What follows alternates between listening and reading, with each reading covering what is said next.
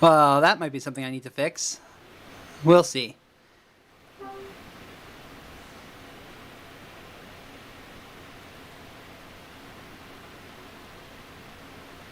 Yep, that's something I gotta fix. Hold on, everyone.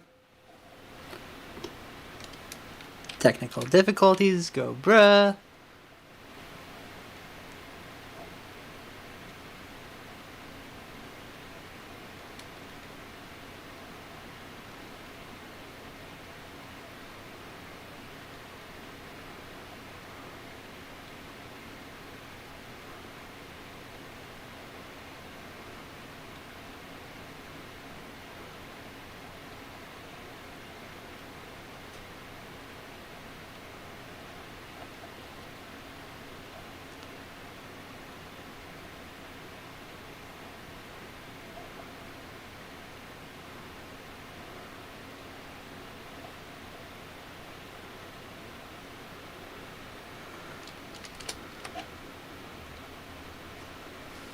Okay, here's hoping that fixed it.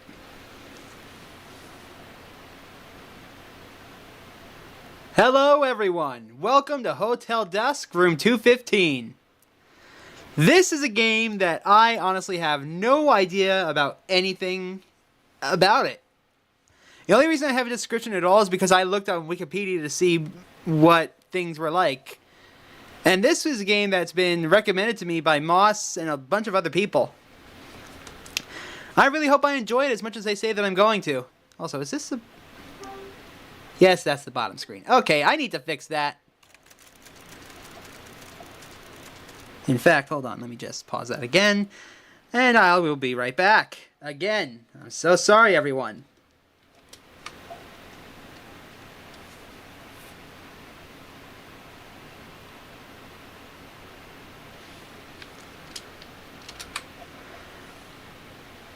Okay, third time's the charm, I hope.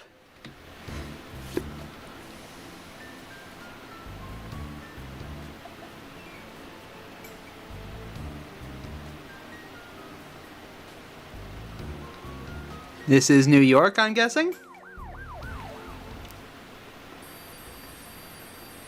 Hyde, phone. 89th Precinct, this is Hyde. What the hell, Bradley?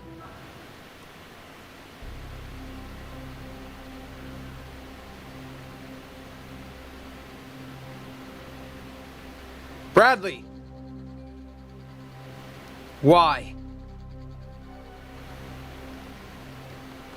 Don't move!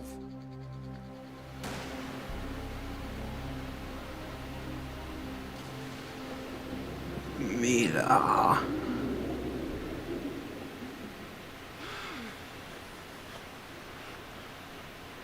Just a dream.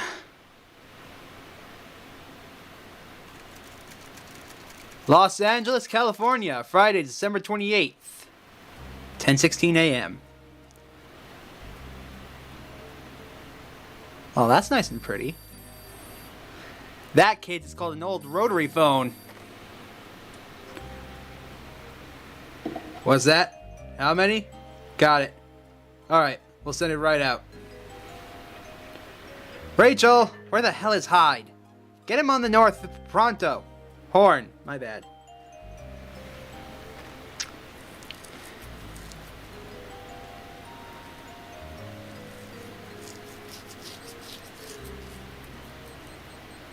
Oh god, it's a pager.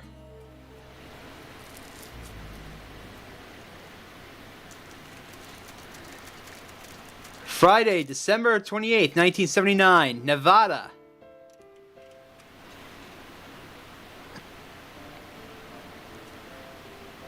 Hyde, why the hell haven't you checked in? Stop yelling, Ed. My head's pounding, like a marching band caught in a stampede. Hungover again, eh? Well, you know sympathy here. You reap what you sow. Now listen up, I got a job for you. It's a place called Hotel Dusk. Package is on the way and the order sheet's inside. Got it.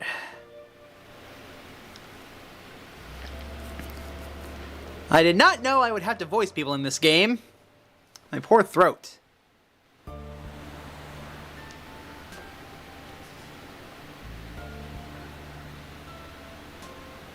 Hmm.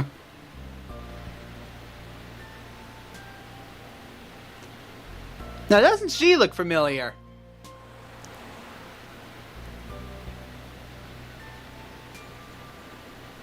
I will have to get rid of that white bar, won't I? I will take care of that as soon as this cutscene is done. But a little more background on this game. This game is made by Ching Incorporated. The same people who made... Ugh, wow, I need to speak clearly. The same people who made Trace Memories... Trace Memories and...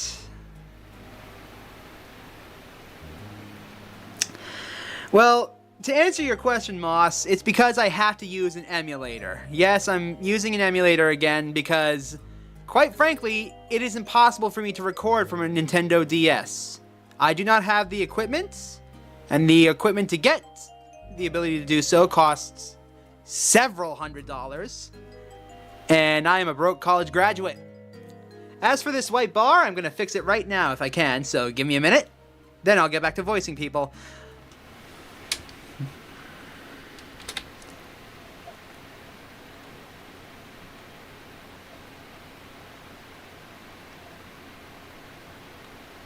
Ah, there we are.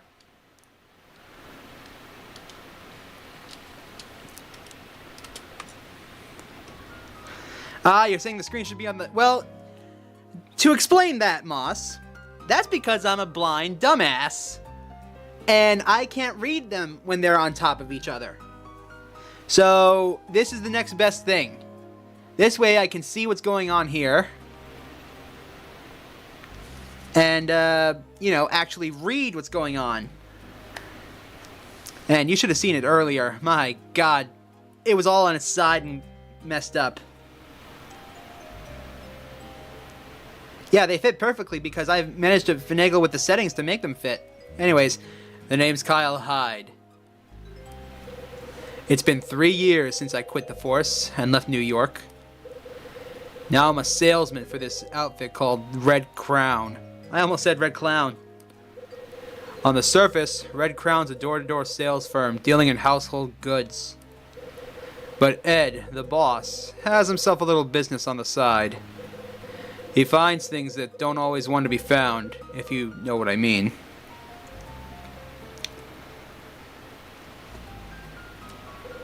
From time to time, I lend a hand. Ain't the greatest gig in the town, but... hell, I got nowhere to be, and nothing better to do. You hear me, Bradley? This is it. This is what I'll be doing until I find you.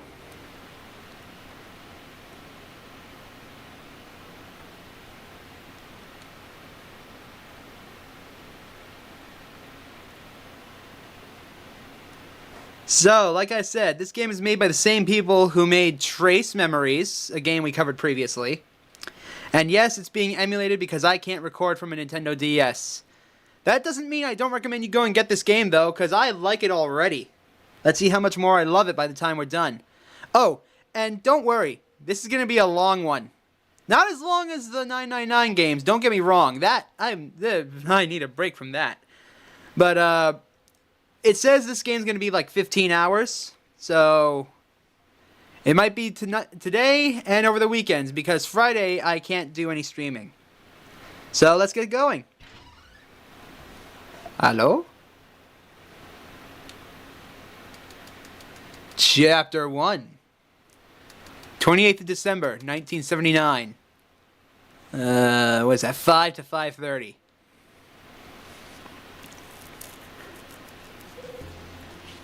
Great. An empty lobby with no one home. Where's the front desk in this dump? Yo. Huh. Cute sign, pal. Guess that's where I check in.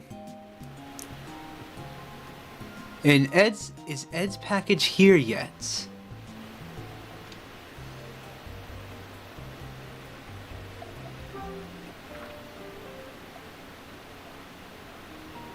Alright, here's our menu.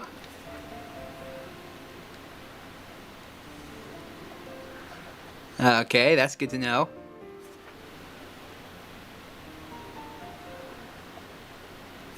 Let's look at the characters that we know.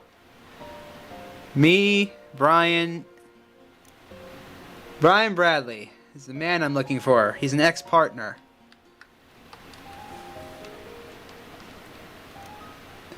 Ed Vincent, the head of the Red Crown. He was a friend of my dad's. And Rachel is a Red Crown employee, Ed's secretary. Alright. I'm going in this game absolutely blind, like I said. So, I hope you enjoy me rummaging around for the next couple of hours. Wait, what the? Oh God. Okay, so to explain what's happening, I'm currently holding up. This is right, this is left. I need to go fix some stuff.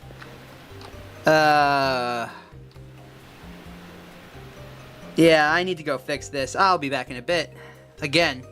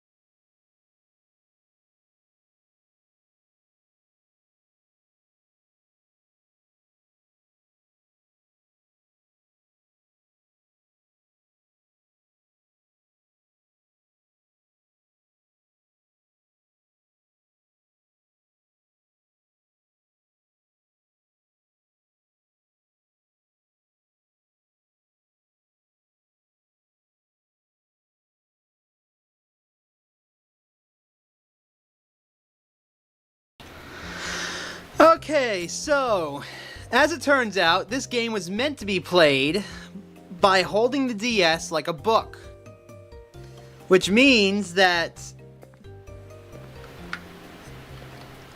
well, I can't really configure the DS emulator I'm playing to do that, so we're gonna have to play this using the touchscreen to move around. Isn't that lovely? Oh, God. Alright.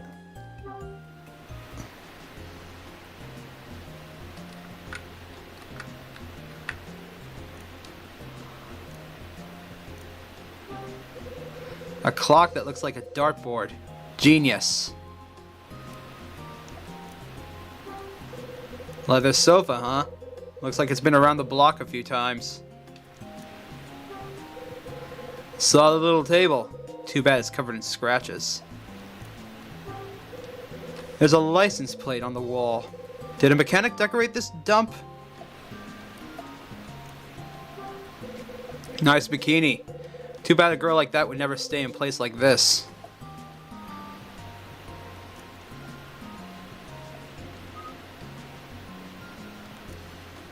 What's this?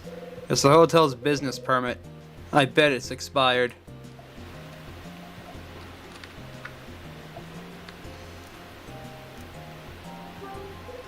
The end table's covered in dust. Hope the rooms are cleaner. I wonder if the shade on that table lamp used to be white.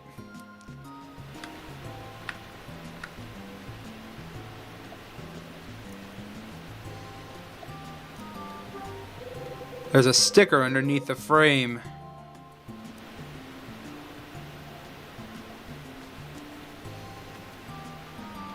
Star plus 18, huh?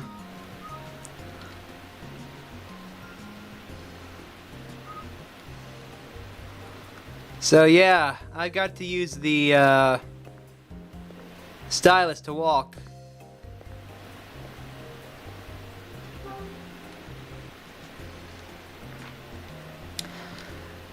Alright, so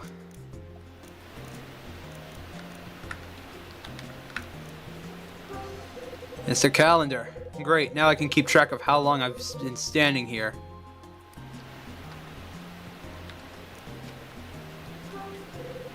There's a TV at the end of the counter.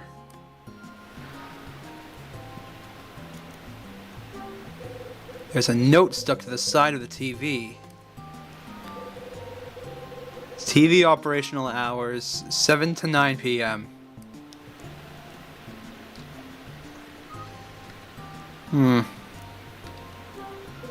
Hey, it's a clipboard. That settles it. There's got to be somebody around here.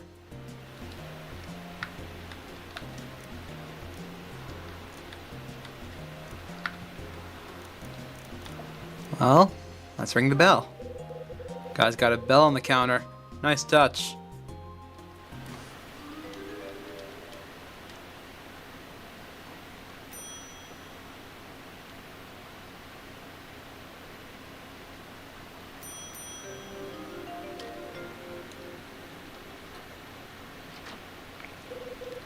Maybe this dump isn't deserted after all. Rosa! Hey, Rosa! If I told you once, I told you 1,000 times! God, what's your voice gonna be? Don't go bothering me when I'm watching a game! Huh? What the hell? You ain't Rosa. Hey.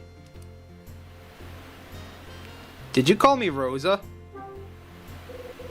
Who's Rosa? Rosa? She's a hotel maid. Hard worker, but she's got a mouth on her the size of Nebraska. Yikes.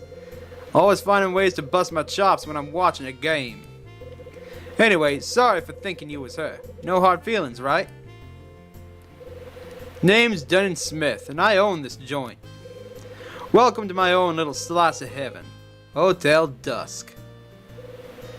Dunning Smith seems like a grumpy old guy with a big mouth on him. So, you here for a room? You just hear me jaw. A room, one night. What kind of room you want? A cheap one. Well, if you want to save a bit of money, I got just the room for you. Great. But, hey, let me bend your ear for a second. How'd you like to stay in something a little nicer? You're telling me you have nice rooms in this hotel? You bet your life. You're in sales, right? Door to door? On your feet all day? Something like that. So, you haul your case around all day, and no one's biting but the dogs. So what do you say? Why not give yourself a little treat for once? One night in a nice room will make a new man out of you. Now, it just so happens that tonight I got a top-class suite. Free. And 'cause I'm feeling generous, I'll let you have it for a special price.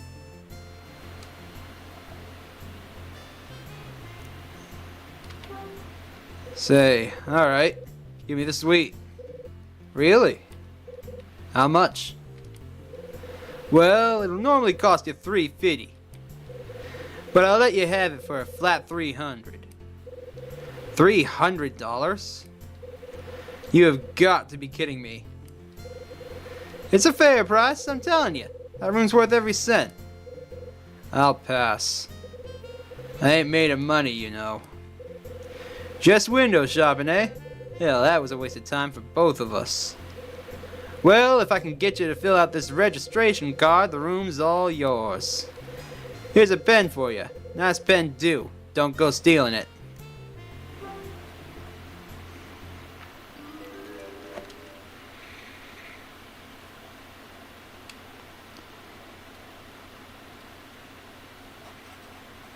Kyle Hyde, 340 East Avenue, apartment 48, Los Angeles, California. There we go. Kyle Hyde. Your name really Kyle Hyde? That's what my parents told me. Huh. Is there a problem? No. Forget I said anything. Hold on. You like my name? Good name, isn't it? Kyle Hyde.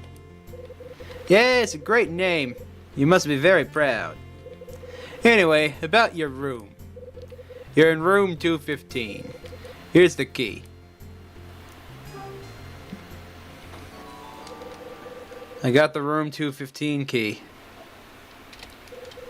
It's got the room number and the word wish engraved on it. Wish? What's that supposed to mean? It's the name of the room. The room has a name? Sure does. Every room in this hotel has its own name. We got Wish, Bravery, Daybreak, Success, even Angel. Cute. You think those up yourself? Sure did. Great names, ain't they? Wish is my favorite of the bunch, though. Seems kind of pointless to me. Pointless? Rooms need numbers. That's it. Naming a room is a waste of time. A waste of time?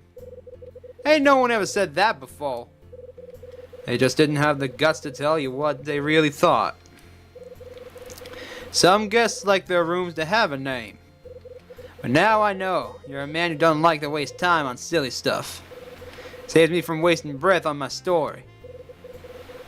Yep, a man like you would find my story a waste of time all around, but... Hold on. What story? I'll be right back. Again.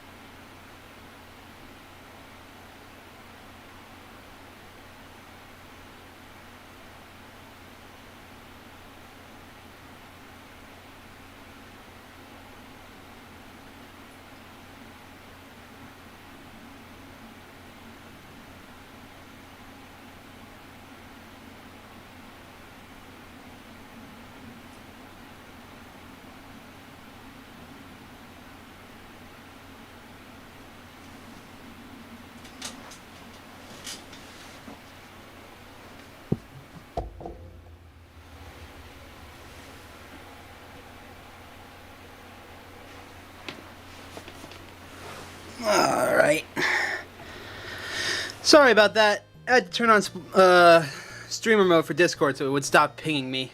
Alright, let's continue. What story did you mean? Nothing. Don't want to waste your valuable time. Come on, what's the story? Well, if you really want to know, I'll tell you. It concerns room 215, the room where you're going be staying. It's got a, how do you put it, a history. A history? What, like ghosts? You telling me it's haunted?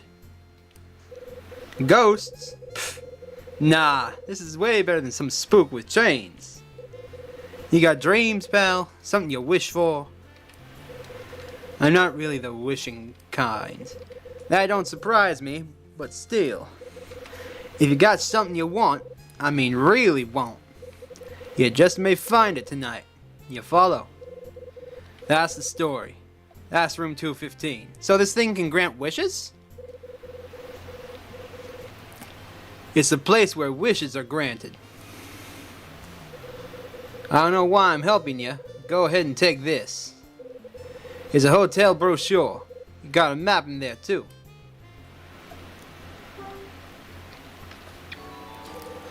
I got the hotel brochure. I put it in my notebook. Alright, y'all checked in. Head on up to the first floor. It's through the lobby and up the stairs. Room 215's down the hall on the left. Right. Restaurant's through the lobby and to the left. It opens for dinner at 6 and breakfast at 7:30. Got a bar too. Opens at 9 tonight. Checkout's at 10 a.m. Miss it and I'm going to have to charge you double. Of course, if you want to stay another night, just let me know. Need anything else? I'm waiting for a package. There's supposed to be a package for me? A package for you? Sorry, I don't see nothing. It should be here. Maybe you can actually look around or something. You sent a package to a hotel when you don't even have a reservation? Nice. Oh, and this package better not be anything that's gonna cause problems. Oh yeah? What kind of problems? Is it anything that's going to inconvenience my hotel? Depends on what you mean by inconvenience. I had a bit of trouble with a package for another young guy like you. Things turned into a damn circus. Let's just say I don't want to deal with anything like that again, and leave it at that. Bunch of lousy. I'll have the bellhop look for your package. If it shows up, he'll bring it to your room. The room grants wishes? Fill me in on this whole wish granting thing. It's a story I heard from folks that stayed in 215. First, there was a young girl and a middle-aged fella. Both of them looked beat down when they arrived, like they had no future. But by next morning, they looked like new people, so peaceful and content. Well, I was kind of taken aback by the transformation, so I asked them what happened. And you know what? They both told me the same thing.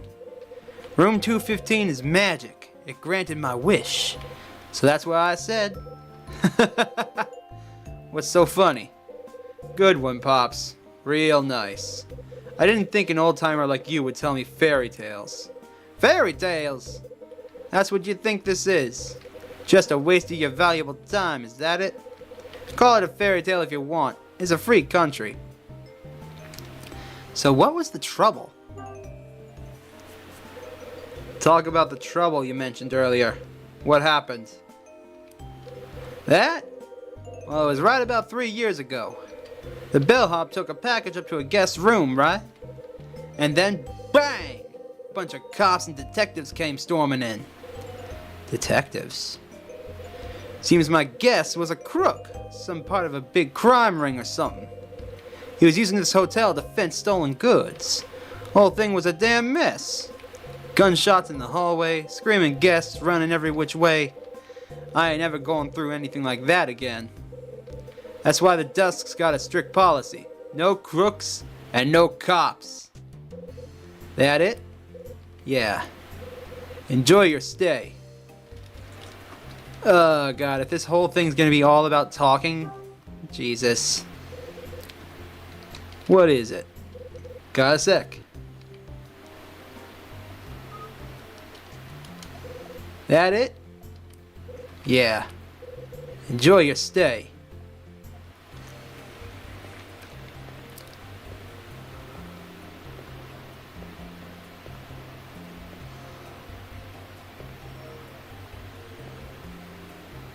Alright, so let's... Huh? Pardon me, sir. Do you have a room available? As I walk away from the desk, I hear a voice behind me.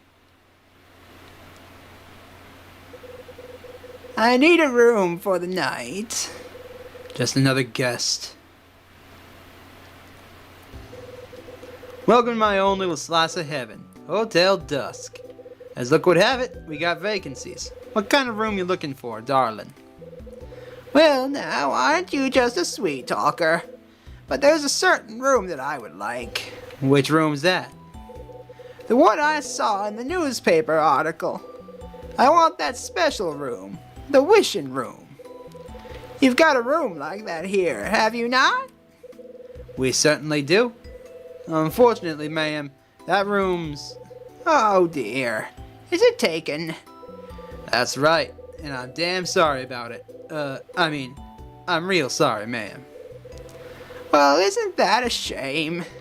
You want a different room? We got plenty, and they're all top of the line. Yes, I suppose I'll make do with something else.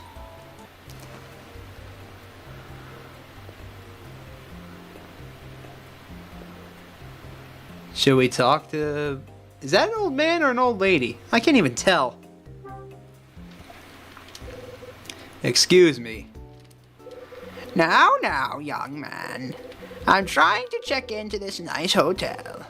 Perhaps we can talk later, after we've been properly introduced, that is.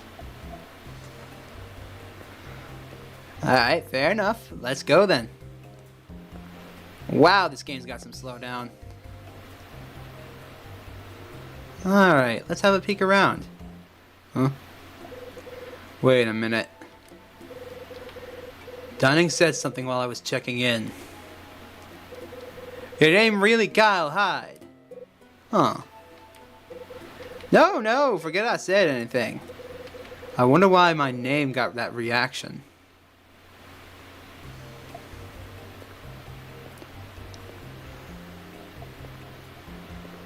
Room 111. So our room is up the stairs, right?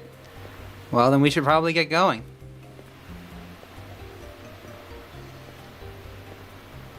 This place is nice. Let's see. That's the restaurant.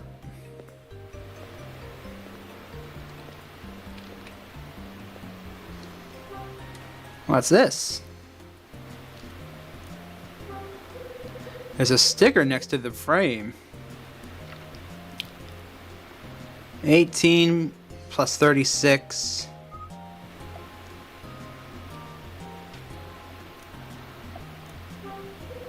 It's a framed line of poetry.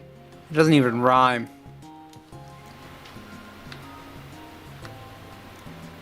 Fake? There's a decorative plant in the corner of the hallway. Must be hiding a stain. There's a still life painting on the wall. It's a painting of a bunch of apples and a bottle of wine. Cute.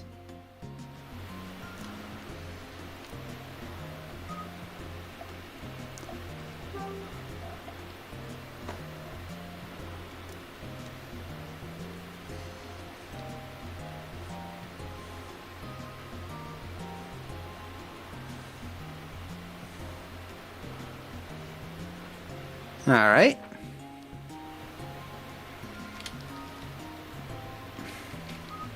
Let's move on.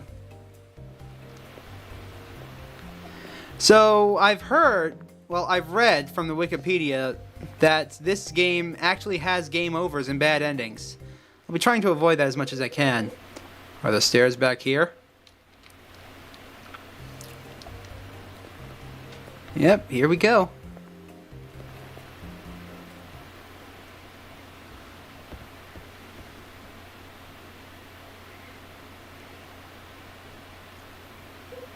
Huh?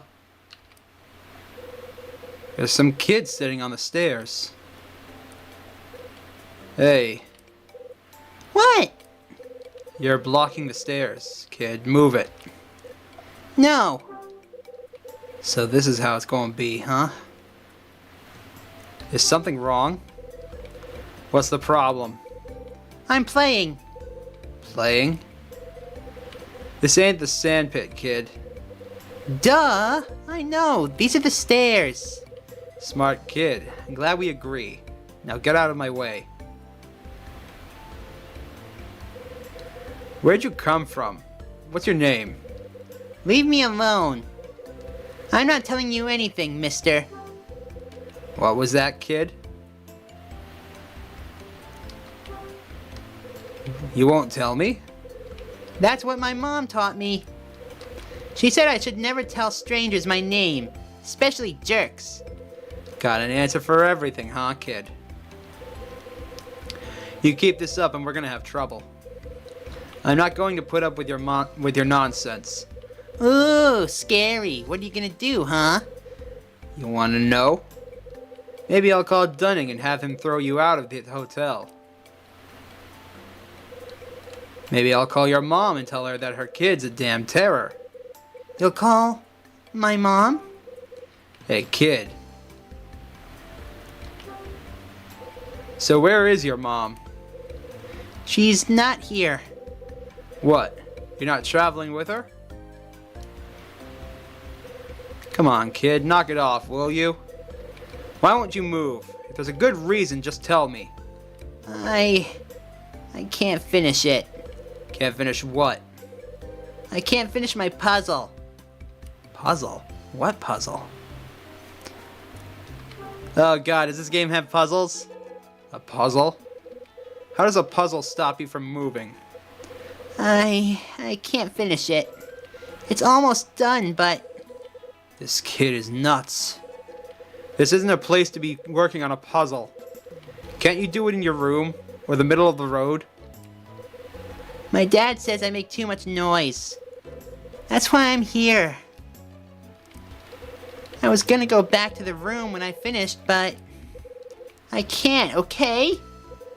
I can't finish this stupid puzzle because it's too hard and... Oh god. Oh, for the love of... Stop bawling. Now what? Hey.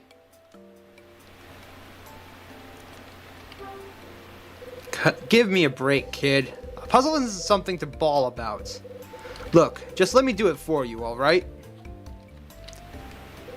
What? Huh? Are you gonna help me, mister? Stop calling me mister. The name is Kyle. Kyle Hyde. If you're gonna talk to me, use my name. Mr. Hyde? Close enough. Listen, just... Here, give me the puzzle. Yay, puzzle time. You can't be... Kids are stupid. Kids are stupid. There. 1...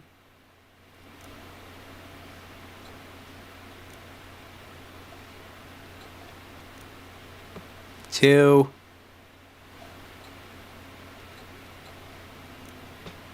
3...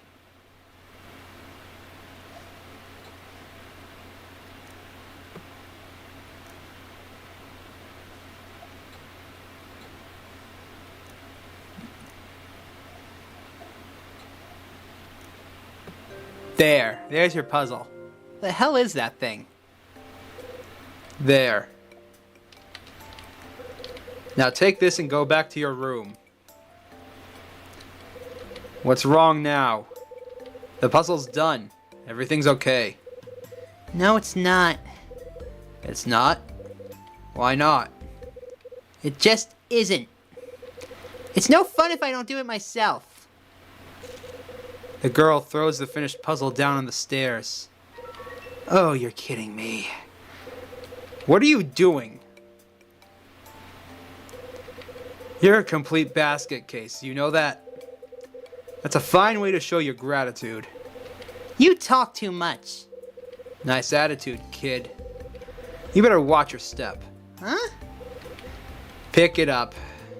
No, you can't make me. You threw it down, so you pick it up. That's how things work. Well, you deaf or what? Answer me. Okay. Sorry. Little brat's pretty ticked off that I scolded her. But at least she picked up the puzzle pieces. I'm done, okay? You happy? Thrilled. I'm sorry.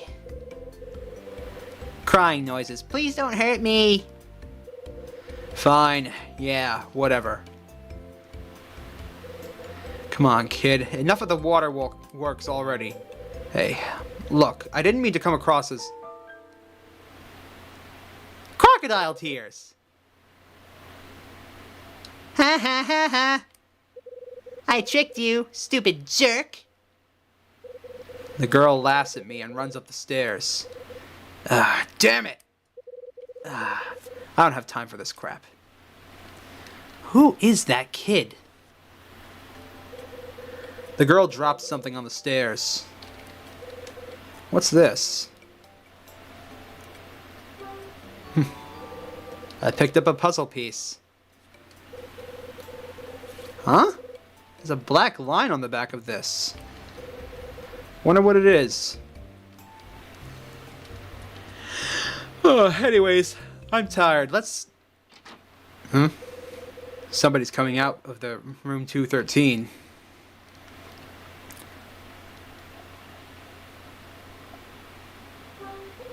Hey there. Hey, what's going on? You don't look so hot. What? You sick or something? No, I'm fine. Alright. Sorry to bother you. Hold it. Yeah? Who are you? Me? Kyle Hyde. I'm in room 215. I'm Jeff. Jeff Angel. Jeff Angel? Yeah, right. Wonder what this punk's story is. Stay here a lot? What? Here? Never. No, I've never stayed in a place like this before. Unfortunately, I have no choice but to stay here tonight. Really? Why don't you have a choice? Something happened? What's that? Why am I staying here? I don't think I need to explain myself to you. Just asking. Just asking. Easy. It's not like I'm a cop or anything. You're not a cop? That's kind of an odd thing to just blurt out, isn't it? So, you're not a cop. That's too bad. It's too bad that I'm not a cop? One thing at a time. Who's that kid on the stairs? The kid on the stairs. Where's she staying? Kid? Young girl, about 10. Rude as hell. Oh, her. You must be talking about Melissa. Her name's Melissa. She's in room 219. She's staying with her father. He ain't one of the life success stories. So this is intriguing to me. Why is that too bad? You got something you want to report? Oh, no reason. I just thought it would be cool to have a cop or a detective in the hotel. Hey.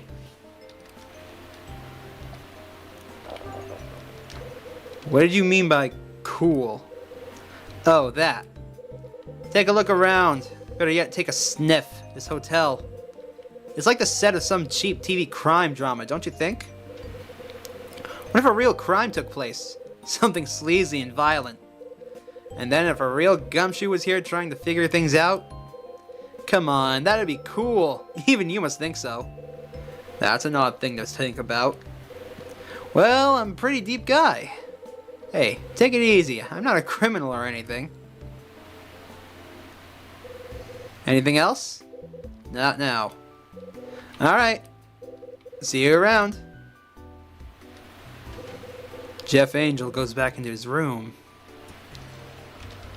Alright.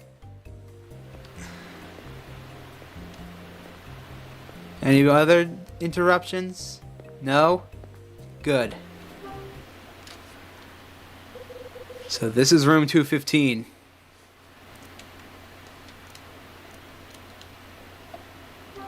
Where's my key?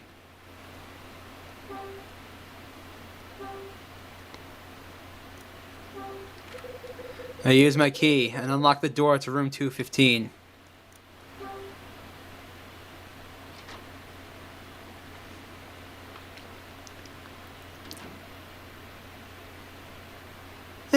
This place isn't too bad. I've stayed in worse. So this is where wishes are granted, huh? Can't believe I had to listen to that load of bull. Why would an old man be peddling fairy tales?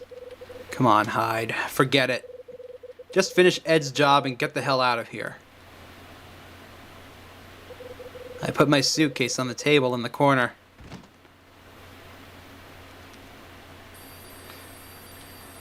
Huh? What now?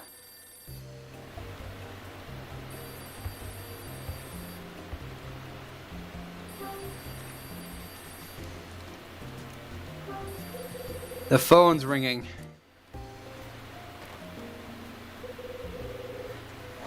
Hi there, good looking. Glad to hear you arrived in one piece. Hey, Rachel. Right on time, I see. Like always.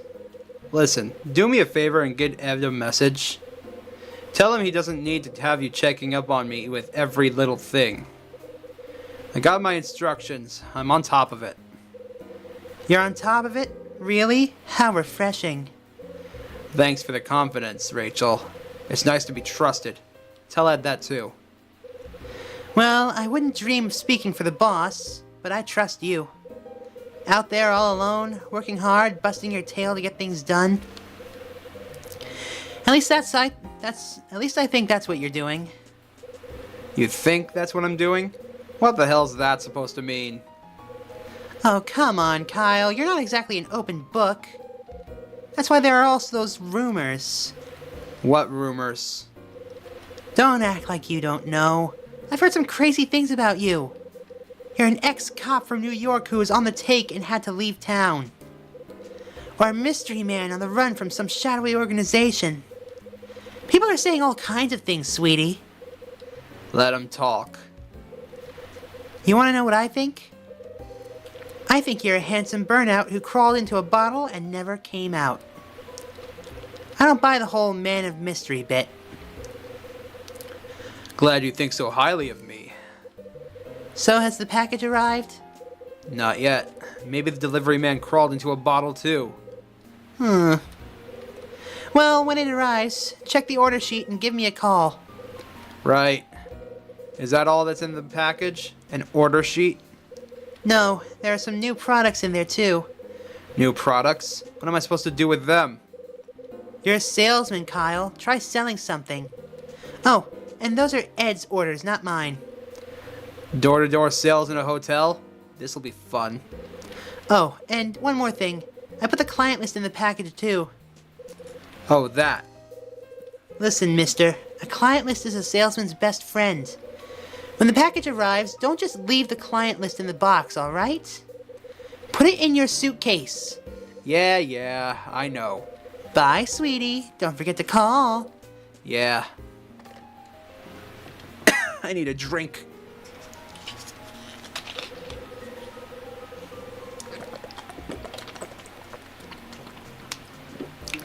Ed usually contacts me through his secretary, Rachel.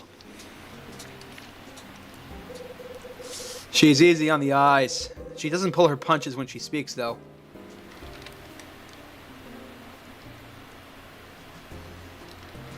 Okay. Hotel brochure is next to the phone. Paperclip! There's a paperclip on the brochure. A paperclip, huh? Yes, pick it up, pick it up, pick it up. You fool, you do not understand how important paperclips are. Ah. He'll learn. Don't worry, he'll learn. Hey, a dresser. I have just an old box in my place.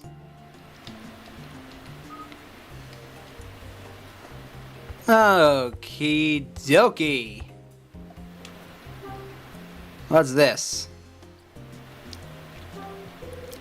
There's a pitcher and a cup on the bureau. Last thing I want is water. My suitcase is sitting on the table. The suitcase looks like it's about ready for the scrap heap. All the scuffs and tears. It sure is showing its age. Still, it was my father's suitcase, and it's been with me a long time. Hell, I was lugging the old girl around when I started working for Ed, my faithful traveling companion. Alright, let's take our suitcase key and use it on the suitcase.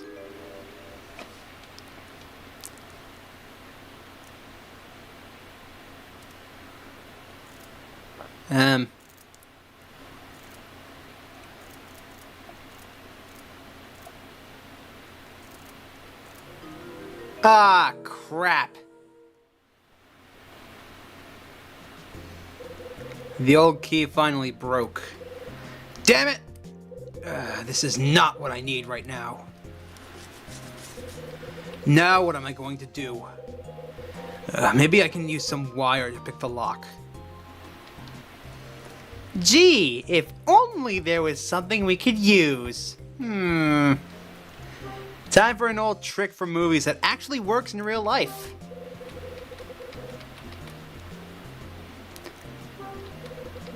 It's a paperclip on the brochure. Paperclip, huh?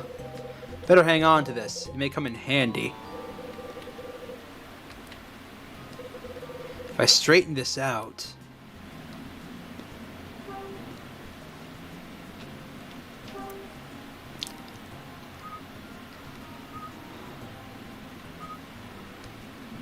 Alrighty. Now we've got the paperclip. Also, from what I can tell, this room ain't too bad. Its own bathroom, got all the basic necessities. Hell, I've stayed in rooms without TVs before. So I've stayed in worse. Alright, let us take the paperclip, use the paperclip on the...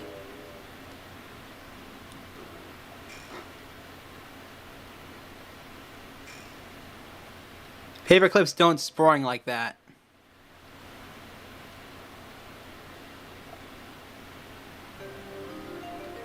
Now that's a lockpick if I've ever seen it. There we go. Nice and straight. I got a piece of thin wire. Let's see if I can pick the lock on my suitcase. Use thin wire on the suitcase.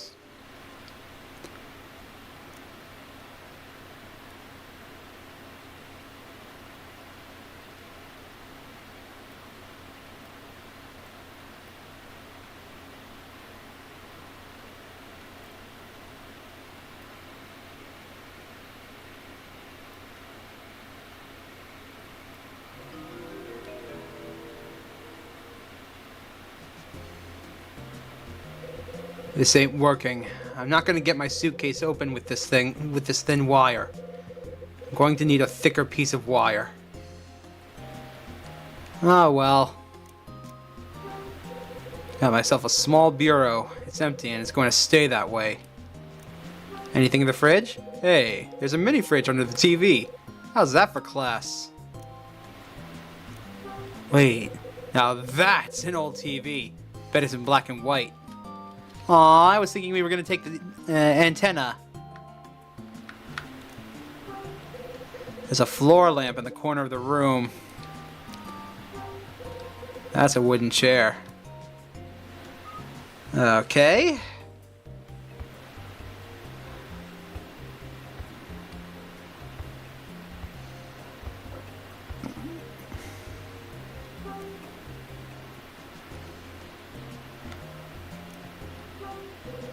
There's some shampoo and stuff in front of the mirror.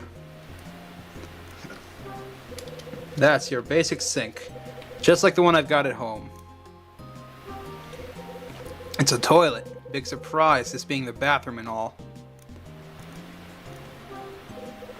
Got some towels on the shelf. Nice to see things in order. It's toilet paper. This hotel's looking better and better all the time.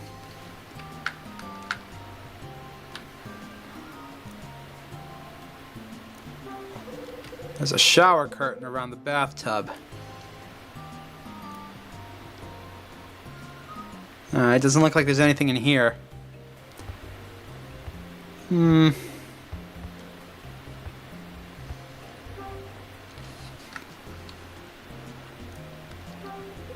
So this is where I'll be sleeping?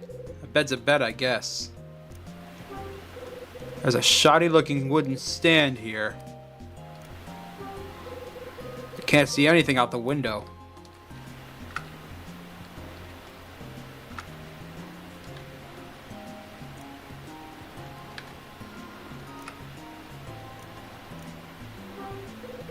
I've got a small lamp next to my bed. Beats candles. Yeah, this guy must be living in absolute crap. Ah! Give me that coat hanger. The hanger's attached to the rack. Do people really try and steal these? That's a wire hanger. Thick wire. Bet this'll come in handy.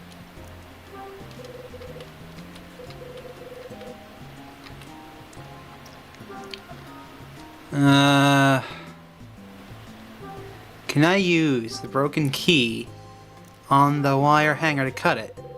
Not going to get anywhere using this right now. Nope. Okay.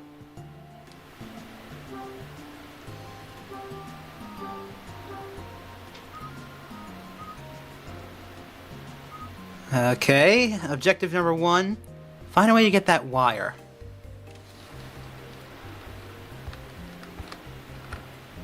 We might as well go see if our package has arrived yet.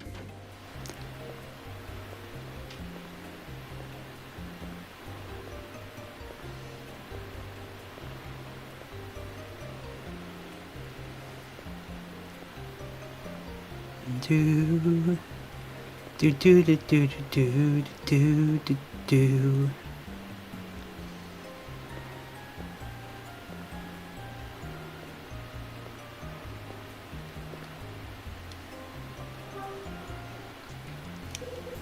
What is it? You got a sec?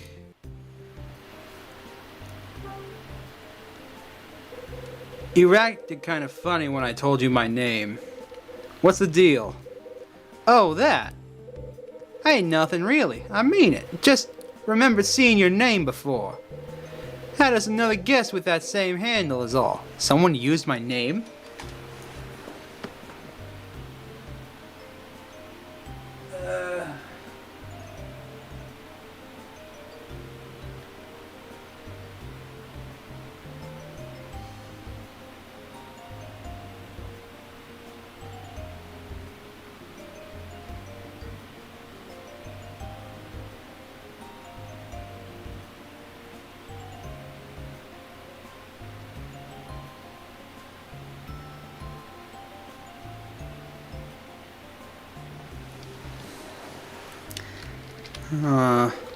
Yep, that's it. Told you, I ain't a big deal. Don't worry about it.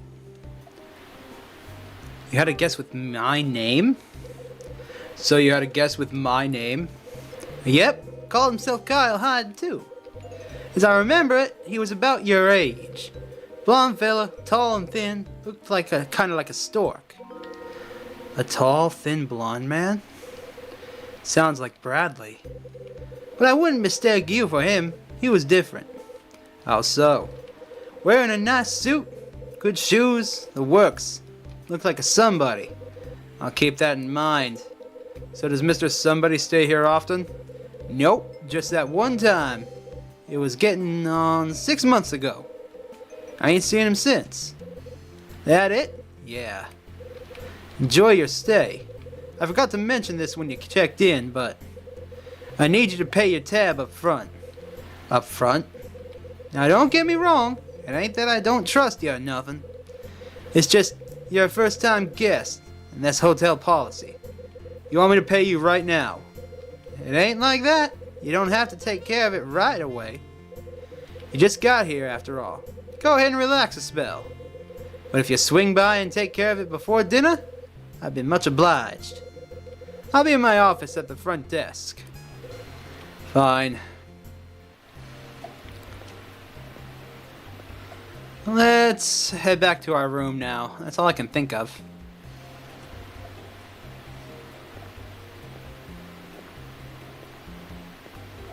You know, we still haven't met, we haven't met the maid yet. I really hope I don't need to break out my notebook for this game. I really hope not.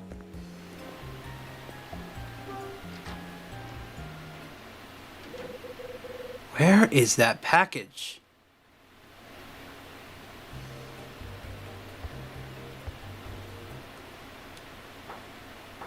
Huh? Now what? Hello? Hey, I got a package from the front desk. 710.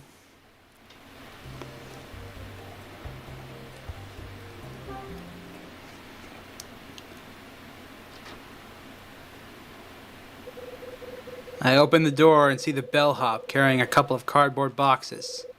Package for you, pal. Okay. Put it down anywhere. Excuse me. I kind of got my hands full, you know. Could you take that box on top for a sec? No problem. I take one of the boxes from the bellhop, and I put the package down on the bed. See, man, I got a split. I got a split? Wait a second. No, I mean, I gotta go. Gotta go, Hyde. Ah, damn. Wait a second. You sound familiar. Don't move. What? That voice. I know your voice.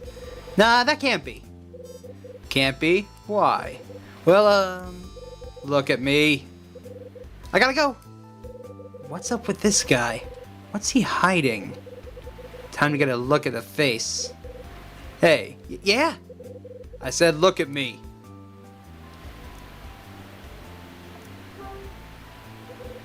I grab the bellhop's chin and yank his head up.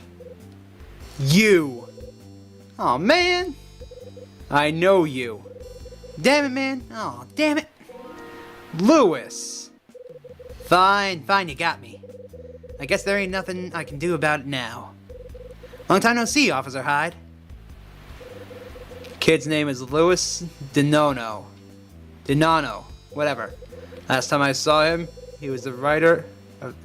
Last time I saw him was the winter of '76, 3 years ago.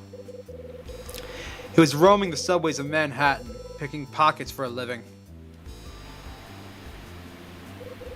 Why are you here, Louis? Run out of pockets to pick in the Big Apple? What are you doing in this place? What's it look like, man? I'm working here. Working? You? Bull. I don't buy it. That's the God's honest truth, man. I'm walking here. That's the God's honest truth, man. I've gone straight. You've gone straight? Been 3 years since I moved out here and scored this gig. 3 years.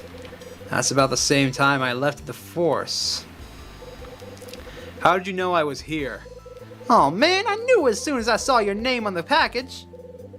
Package shows up for the cop that busted me. What are the odds, man? I've been here for 3 years. Just started to put all that New York stuff behind me, you dig? Seeing your name was a total drag. I just wanted to forget it. Hold on a second.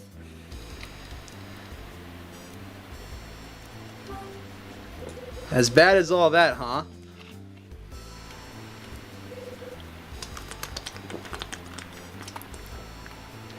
Yeah, man. Seeing your name made me remember all kinds of lousy crap about New York. Really? When I first got this gig, I used to check the guest list every day. I was a total freak show, always afraid of someone I knew would show. I was a real paranoid, man. You would have been shocked by the state I was in. But I got lucky and never saw a name I recognized. And now you show up. So what's the deal, Officer Hyde? What are you doing all the way out here in a lousy hotel like this? Must be a major bust if you got lined up, right? Why else would a Manhattan cop be so far from home? I'm working. Ha! I knew it! What's the score, man? Got a major bust going down, yeah? No, that's not it. It's alright, man. You wouldn't be telling a punk like me your secret cop stuff, right? It's cool, man. I don't need to know why you're here or what you're doing. Ain't my business. What? What? What? What's the problem? Why are you staring at me? Mellow out, man. No big deal. It's just that you're different now, you dig? I was gonna say something earlier, but I don't want you to freak. What are you talking about? What's different about me? I don't know. Spit it out. Just something. You got a different vibe about you. Alright. So you went straight, huh, Lewis? You went straight? Yeah, man. I got tired of picking pockets. Big risk, small reward, you know? Figured I was too old to keep working the streets. Like a punk. Hold on. Something happened, didn't it? Yeah, maybe. But I ain't talking about it. Not something I'm gonna get into with a cop. Oh, right. He doesn't know I left the force. What's up, man? Kinda got your tongue. It's nothing.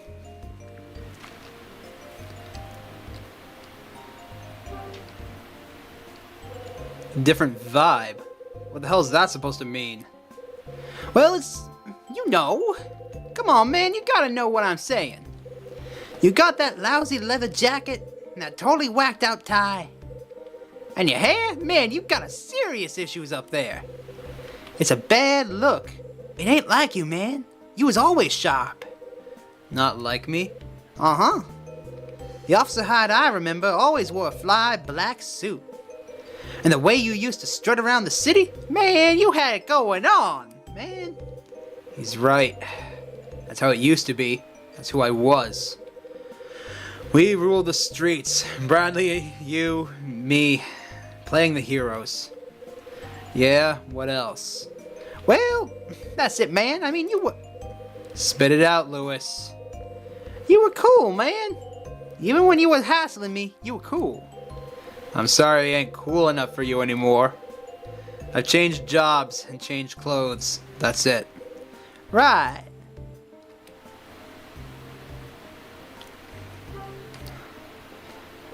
You telling me you never heard of other guests with my name? Yeah, man, that's what I'm telling you. Not likely I forget something like that. Why are you asking me about it anyway? Just something I heard from that old-timer at the front desk. Seems there was a guest with my name about 6 months back. 6 months?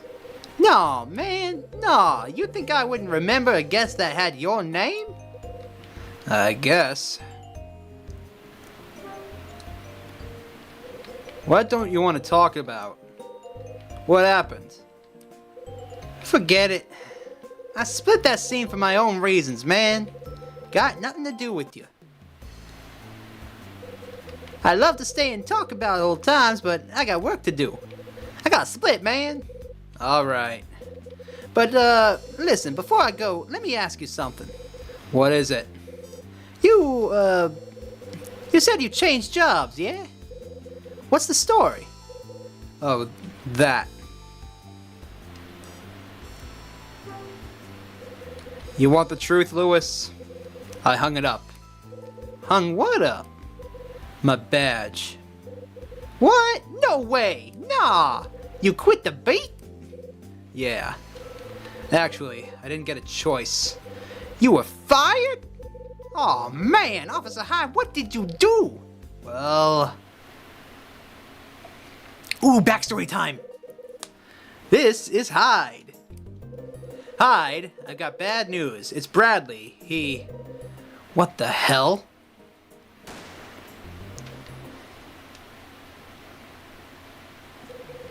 You really want to know? No thanks, man. I'll pass. Sounds too heavy for me. Maybe some other time, yeah? Alright. Can't believe you're not a cop anymore, man. What a trip. So, what's your deal now? I sell household goods door to door. Come on, get out of here! You're a door-to-door salesman? Yeah. You? Me. So that package, what I delivered is full of sales stuff? Detergent and floor wax and hair nets? Old lady crap like that? Could be. What? Knock it off. What's so damn funny? Everything, man. Come on, the famous Officer Hyde. A salesman? That's even more of a gas than me being a bellhop. Is that so? Alright, man. I gotta bail. Yo, Officer Hyde. Yeah? My past. You know the stuff that went down in New York City? All the things I did? Well, ain't nobody out here who knows about it, man. I'd appreciate it if you'd, keep it to yourself, you know? Alright. You don't tell them I'm a cop, I won't tell them you're a crook. Sounds cool. Later, officer. Salesman. Lewis leaves the room, cackling down the hallway. Alright, let's open up this box. The package Lewis delivered is on the bed. A single brown notebook is inside the box. Huh? What the hell is this supposed to be? There's no order sheet. This isn't Ed's package. That moron Lewis brought me the wrong package. I got the old notebook that was inside the package. The title written on the cover of the notebook is The Secret Word. Damn it, Lewis, you have one job. One job. Now I gotta go to the front desk.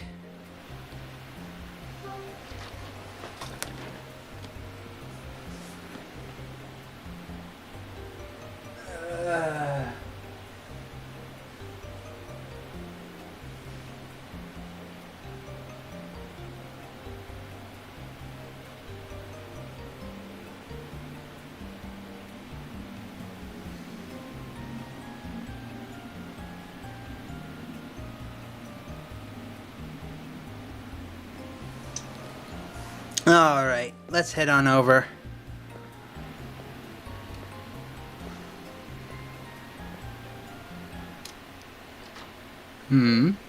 Huh? Someone's coming out of room 219. The kid. Huh? Ah!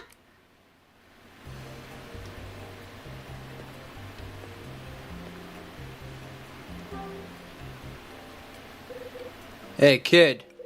What? What's the score? Hey, kid. I'm talking to you. My name's not Kid. Yeah, I know. Your name's Melissa. Hey! You know my name. Of course I do. Don't underestimate adults, kid.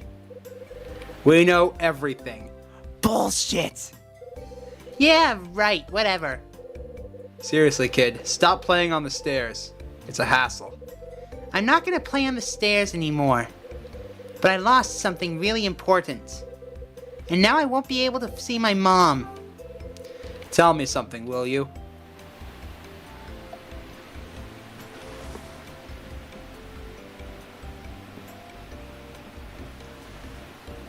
Why can't you see your mom? You won't be able to see your mom. I had to promise my dad. I gotta do what he says, with no back talk. If I don't, we won't see my mom. We'll just go home. That's why I'm not gonna be a brat anymore.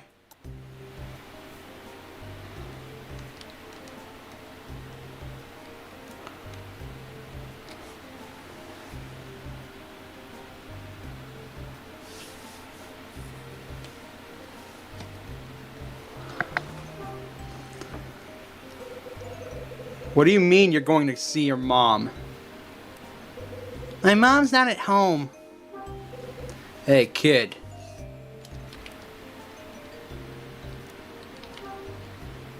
Where did your mom go? I don't know. But I was crying because I wanted to see my mom for Christmas, right? And so Dad said we could go and see her. So where are you going? I don't know. That's quite the plan. Where are you going, mister? Me? I'm here on business, so I go where the boss says. I just gotta wait and see. On business? That's just like my dad. My dad always has to do whatever his boss says. That's why he's so busy.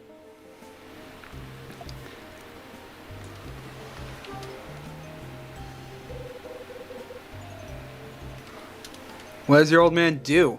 Old man? Who's that? Your dad. What kind of work does your dad do? He's a surgeon. He works at some hospital somewhere. A sawbones, huh? Yeah, I guess. And my mom works at an art museum. Her name's Grace. My mom's... I didn't ask about your mom, kid. Fine, go ahead. What's your mom like? What's she like? Well, she's nice and pretty and she bakes really good birthday cakes. What else? Well, she always says nice stuff about my drawings.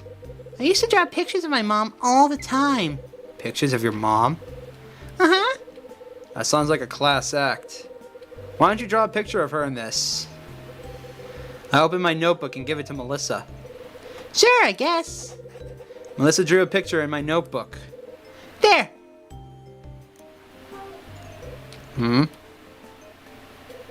Oh, right. I guess I'll give her back that puzzle piece I found on the stairs.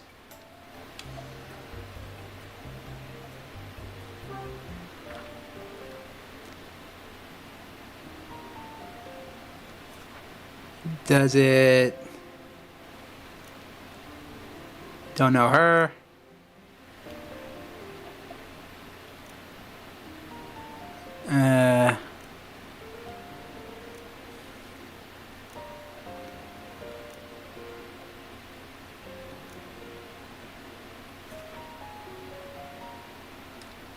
Is it under memo?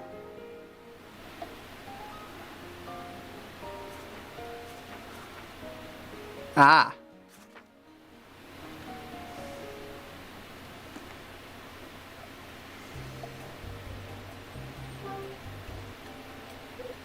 Hey. What?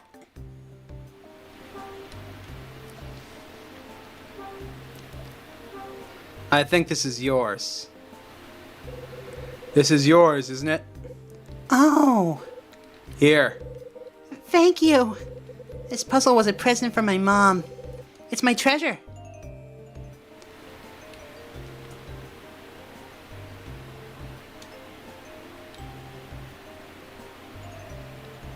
Alright. We don't have anything else to do for Melissa right now, so... Huh? You're... Melissa, what are you doing? Dad, I was just... Get back in this room right now, young lady. Okay. The two of them go into room 219. So that's Melissa's father, huh? I can see why his wife split.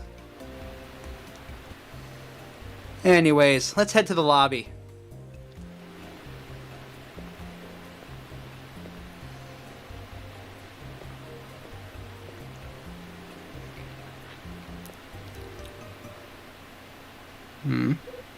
Huh? Yo, she looks out of a picture book. Who are you?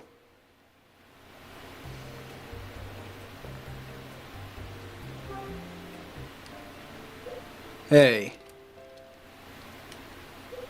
You got a second? Hey.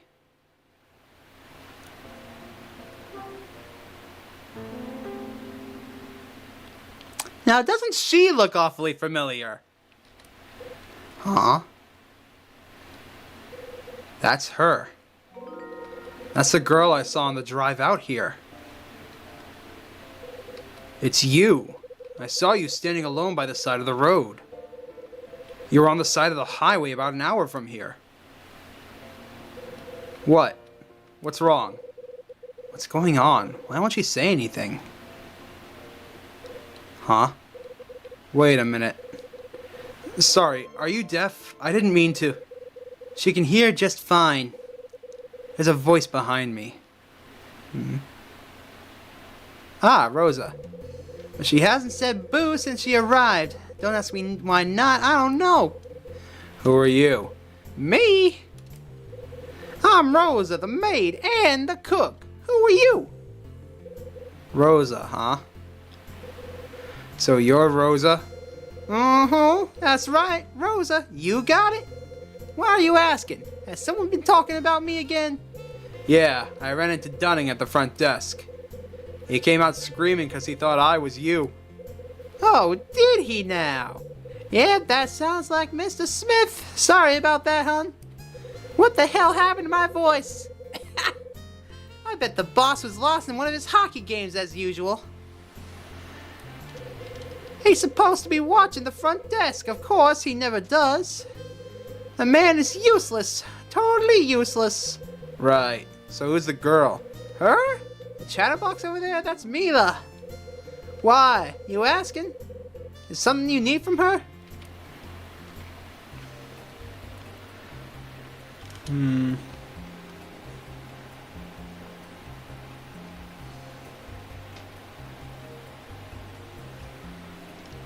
Well, let's talk to Rosa first.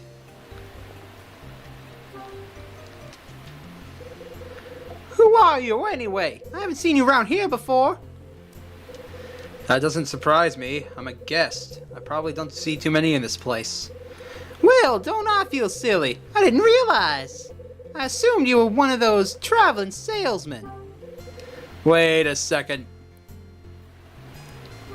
I look like a salesman? Do I look like a salesman to you? Well, you look like a salesman who doesn't do too much selling. Ouch, my pride. I'm right on the money, aren't I? Yes, I knew it. So tell me, what's your name? Wait, let me guess. No, I have no idea. Kyle Hyde. Oh, so you're the man staying in room 215. Shoulda known, shoulda known.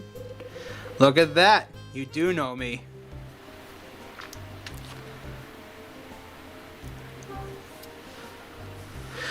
So the girl's name is Mila? Oh, yeah, sure. Well, that would be my guess. I mean, that's what the bracelet on her left arm says. Bracelet? Oh, look at that. Wait, that looks like...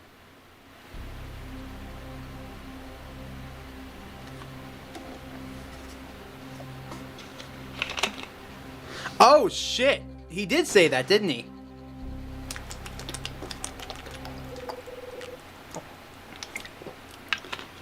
That's impossible. Her bracelet Bradley was wearing. It couldn't be. What is it? Something wrong? What's wrong? No, it's nothing. Oh, okay. Fine by me. So, the girl, is she staying here tonight? Yeah, I think so. I'll probably put her up for the night.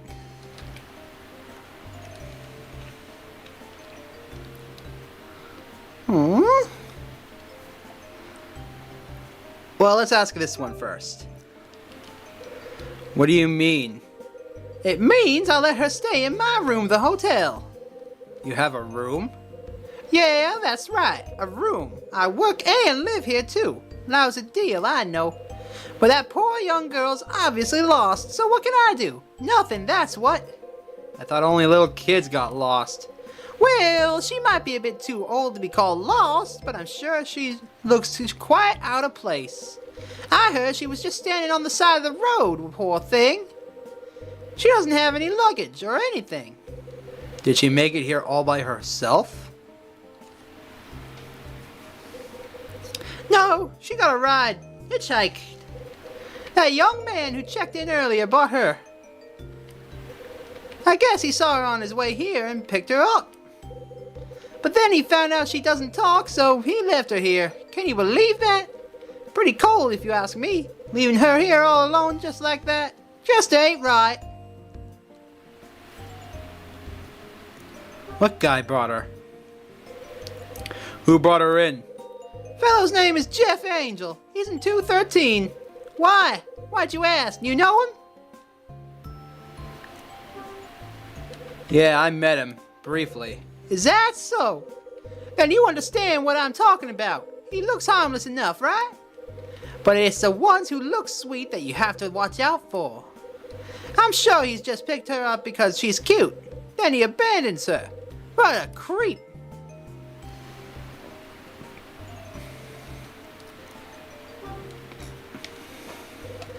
Your bellhop delivered a package a few minutes ago, but it wasn't mine.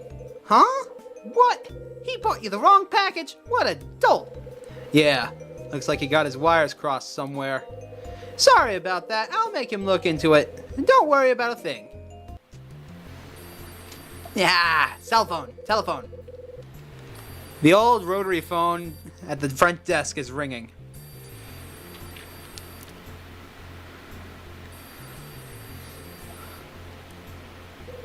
Phone again? Guess I gotta go do everything around here. Sheesh! Rosa runs to the front desk and answers the phone. Hotel Dusk, front desk. Uh-huh. Uh-huh. How's that again? Got the wrong package. Bellhop brought it up. No, it doesn't surprise me one bit.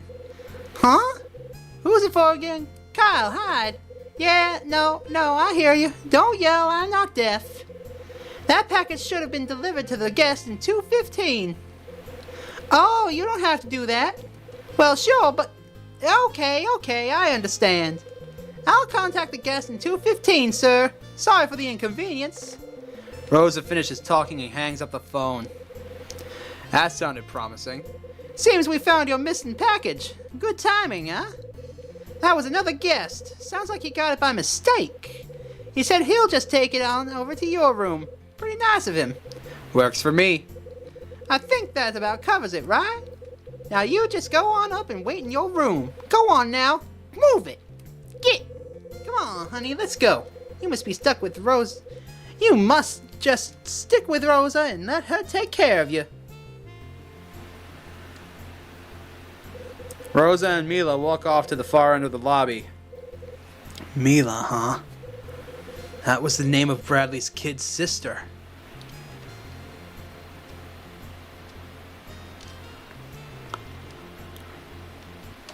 It's a damn good thing this game isn't actually timed the same way that the clock's showing, because if it was, I would already be an hour and 40 minutes into it.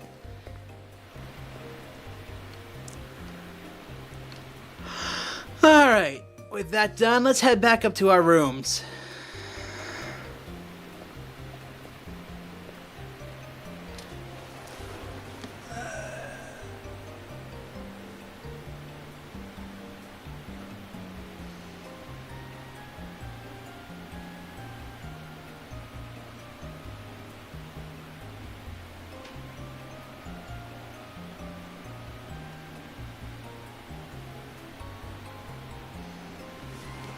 Alright, head on back this way.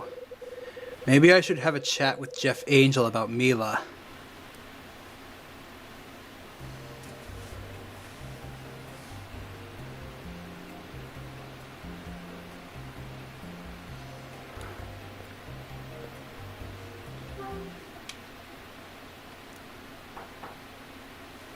Jeff, you there?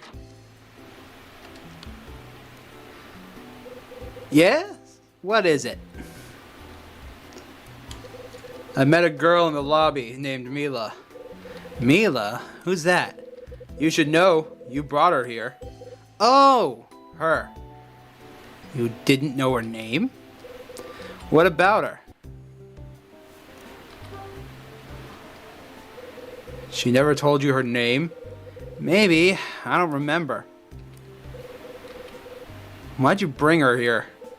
She asked me to. Said she had to get to the Hotel Dusk. Wait. She asked?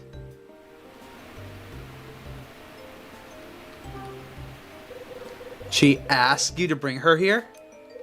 Of course. Well, kind of. Actually, she's never said a word to me. She didn't talk?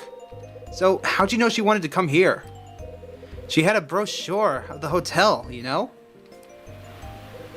You know, paper, little pictures. Anyway, I figured it was her stop.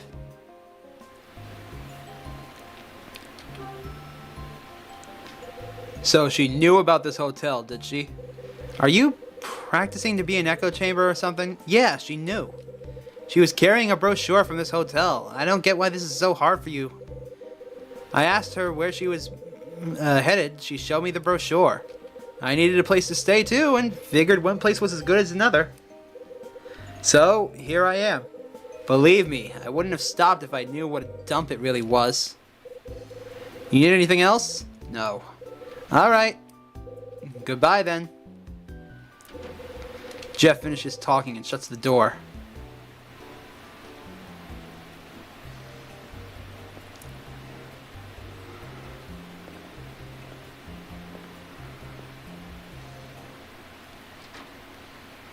Huh?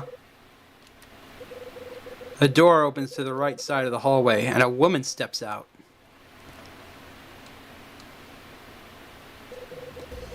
You must be the man from 215. Yeah? Who are you? I'm staying in 216. That's a funny name. I'm Iris. Iris, huh? You're not much of a conversationalist, are you? No, but I can carry a tune. I'm sure you can carry all manner of things, Mr. Hyde. Kyle Hyde. Mr. Hyde, huh? I'll make a note of it. Make a note of it? What the hell's that supposed to mean? You need something? No, not really. I was just confirming a hunch. What are you confirming? What do you want to confirm? I merely wanted to see what manner of man was staying in this room. That's all. Why? Well, it would be awful if some lowlife were staying here, right? I gave us specific instructions upon check-in, but it seems that no one listened. I demanded that no one stay in the room next to me or across the hall. And yet the owner gave you 215 and never said a word to me. Appalling, isn't it? What? What's she rambling on about? What is your line of work, Mr. Hyde?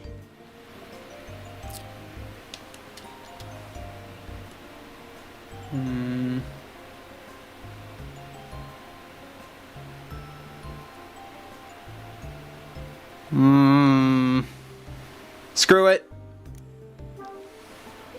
Traveling salesman. Is that so? Well, that's a relief. You feel relieved? Why's that? Because it means you won't try and take my picture, Mr. Hyde. Your picture? You're cute and all, but why would I do that? I got better things to do. Good day, Mr. Hyde. I'll be... Yo, Hyde. Huh? Man, you're making your sales pitch to ladies, huh? I love it, my man, yeah. Oh, please. Don't mind him, he's just the bellhop. I know who he is. He carried my bags when I checked in. I believe his name is Louis, Donano. Do I have that right? Hey, she remembered. Now I can die happy. I couldn't very well forget. You introduced yourself about 1,000 times. You need me for something, Louis? Yeah, actually, I'll take that as a cue to excuse myself, gentlemen. Iris returns to her room. What are the chances a dame like that would be across the hall? Of all the lousy luck. Sorry, man. Didn't mean to interrupt you. Don't worry. It was perfect timing, actually. Whatever you say, man. What do you want? Nothing really, man. I just saw you chatting up the fox, you know? Thought maybe I could sneak in a couple of lines myself, steal her heart. You're an idiot. And here's more proof that I'm right. You brought me the wrong package. 2 packages to deliver, and you still got them both wrong. Nice work, Lewis. What? Luckily, when I went down to the front desk, the guy who got my package called. He's going to drop it by my room later. So we're all cool then, right, man? No, we're not cool. You're an idiot and you owe me a damn apology. Chill, brother, chill. No need to blow a fuse, yeah? Anyway, I got a split. Lewis leaves. Same old Lewis.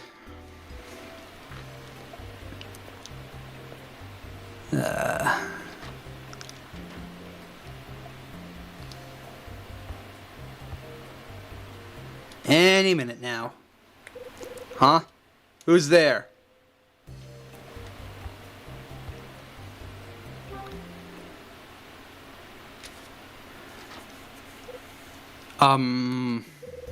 Begging your pardon, but are you Kyle Hyde? That's right. Well, and did someone from the front desk get in touch with you? About the parcels? Yeah. You the guy who called down earlier? The very same. My name is Martin Summer, and I'm currently lodged in room 211. Martin Summer, huh? I've heard his name before. At any rate, about the parcels? Yeah. The bellhop delivered a parcel to my room some time ago. Unfortunately, it appears that he somehow brought me the wrong one. However, yeah, please forgive me, but I failed to notice until after I opened it. The contents were not what I was expecting, you see. At any rate, I saw the name Kyle Hyde on the form, and here I am. Hey.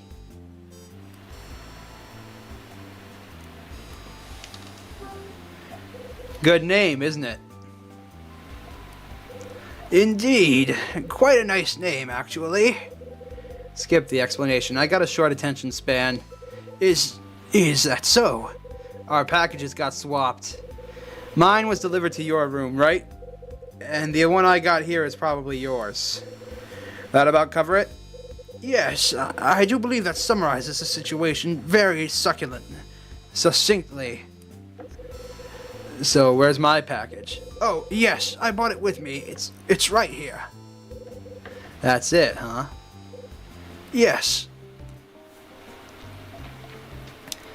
I've heard of you. Martin Summer. I've heard that name before. Yes, that's not surprising. So perhaps you've run across my name in a magazine or a newspaper. Does that ring any bells, Mr. Hyde? Huh? I suppose it's possible that you've actually read one of my books. No? Maybe. You a writer? Yes, that is correct, although I prefer to think of myself as an author. I pen novels mostly, although I have dabbled in other more obscure mediums. Novels? What kind? Mysteries. They sell? Yes, they do all right. You can find my work at most bookstores of note, but I have quite a large female fan base, actually. You don't say. Have you perhaps read any of my novels?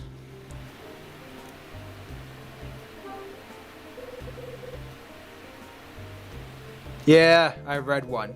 Truly? Tell me, which one?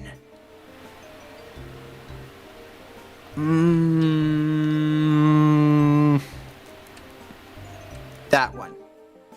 Oh, it was A Tale of Two Gangsters or something. Unfortunately, that is not one of my novels, Mr. Hyde. I don't think it even exists. Now then, Mr. Hyde, shall we discuss my parcel, which was inadvertently delivered to you? Sure, I'm game. All that was in the package was this notebook. I show some of the old notebook. Eureka! That's it! This is the notebook. This is what I've been waiting for. Great. Then I'll take my package from you and we'll call it a day. Yes, please do. Doesn't look like he can take his eyes off that notebook. Guess he was really looking forward to getting it. Must be a writer thing. Oh, believe you me, it is. I'll take my package. I pick up the box that Summer bought with him. I throw it onto the bed. Hey. Oh, yes, my apologies. Let me just... Hey. Hmm? Oh, yes. I suppose I should depart. It is fortunate for both of us that we discovered this mistake when we did. Now, if you'll excuse me. Summer finishes talking and leaves the room. Stupid writers. Oi! Alright. Let's open up our box. The package Summer brought in is on the bed. There's an order sheet, new products, and a client list inside the box. Adhesive remover. No one's gonna buy this crap. You would be very surprised, my friend. What the? A portable mini sewing machine. Great. No one's gonna buy that. That's for sure. It's the order sheet. I got the order sheet that was inside the box. The items I'm supposed to find are listed on here. A small red box. The December issue of a magazine with Cecily Lee on the cover. Guess it's time to call Rachel.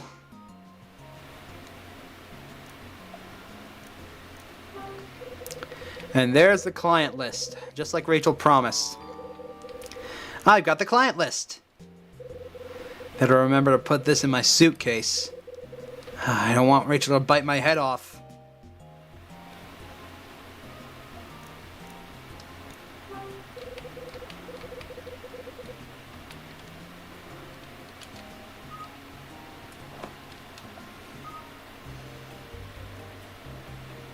Okay.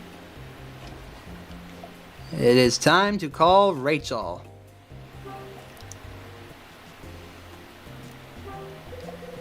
I guess I'll give Rachel a call.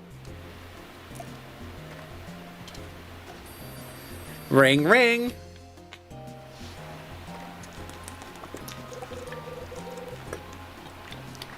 Red Crown, this is Rachel. It's Hyde. I've got the package. I knew you would, sweetie. A red box and a girly mag. I'm thrilled. Who's the client on this one? Somebody new. Seems to be in a hurry, too. You figure it's some sort of business deal gone wrong? That's what it sounds like. But who knows what's in the box? Could be trouble. Aw, what's in the box? My old friend. Any idea where to start? Yeah, I'll head down to the front desk and poke around. Lost and found. And if that doesn't work, I guess I just gotta search the hotel. Nice plan, handsome. Let us know if you come up with anything. Head around. He just stepped out. Some old client called and asked to see him. Said he'd be right back, though. Why, you need something? No rush. I'll call back. I've got a weird feeling about this one, Kyle. Be careful. Only 'cause you asked. I'm using that from now on.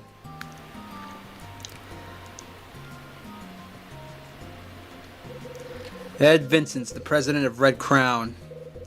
He's an ex-LA cop who worked like a dog until they forced him to retire. My old man died when I was 10, but he and Ed were good friends. And as for me, well, Ed's the only one who knows I'm still searching for Bradley. The only one who knows I won't let it go. But now I run into Lewis, another voice from the past.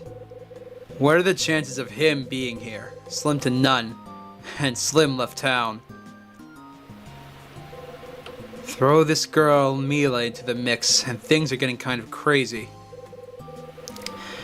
I better think all this through and make sure it's straight in my head. And now we get back into this, I bet. The guy who pays the bills at Red Crown has spoken, and when Ed speaks, I do. That's why I'm in this side of nowhere in some hole called Hotel Dusk. The reason I'm here is to find some certain items of interest. That's right. I sell household goods for Red Crown, which is run by my old man's pal, Ed. But I also lend a hand with this hobby of his. Ed's got a side business finding things that get themselves lost. I had an interesting chat with Dunning, the hotel owner, when I checked in. He mentioned a couple of times that I can't quite get out of my head. A couple of things that I can't get out of my head. First, 6 months ago, some guy with my name stayed here. Second, the room I'm in, room 215, has a history. The story he told me about the room was that it grants wishes.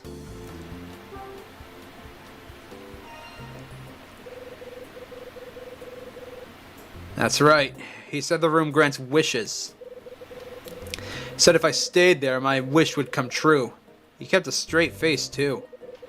If I met him in New York, I bet he'd try to sell me the Brooklyn Bridge. Here's what gets me. Why'd he tell me such a crazy fairy tale in the first place? It couldn't be because I asked about it, right? I checked into Hotel Dusk and got to room 215. Then, I waited in my room for the package Ed sent. Imagine my surprise when the bellhop turned out to be Louis Denano, whatever. I knew Louis from my days back east. He knows I used to be a New York cop. But he didn't know my partner, whose name was Bradley. That's right. My partner on the force 3 years ago was Brian Bradley. We were investigating that crime ring responsible for all those art thefts. Art thefts, you say? That idiot Louis bought me someone else's box. I went to the lobby to straighten things out.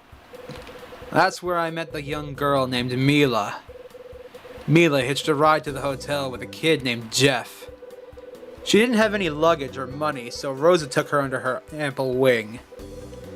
But the weird thing when I talked to Mila was... well, she wore a bracelet. That's right. It was the silver bracelet she had on her left wrist. It looked like the one Bradley was wearing the last time I saw him. That idiot Louis brought me the wrong box. My stuff got sent to a guy named Summer, who is in room 211. After a bit of discussion and some other nonsense, I finally got the damn thing. Inside the box was an order sheet, some new products, and my client list. The order sheet listed the things Ed wants me to find.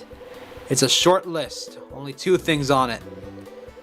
One's a pinup mag with a dame named Cecily Lee on the cover, and the other is a red box.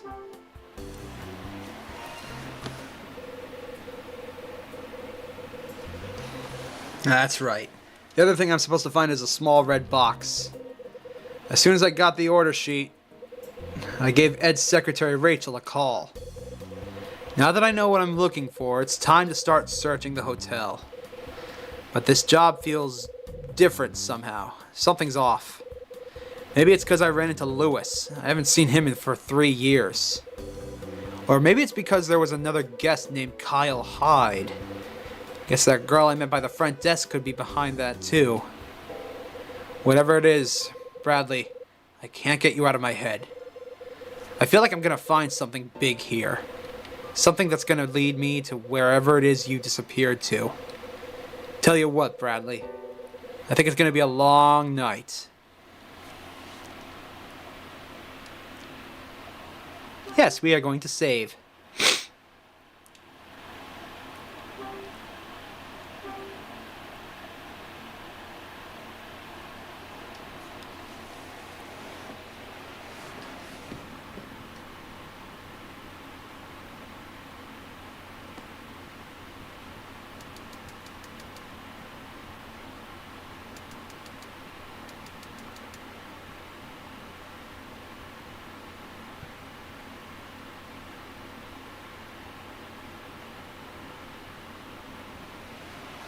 Alright.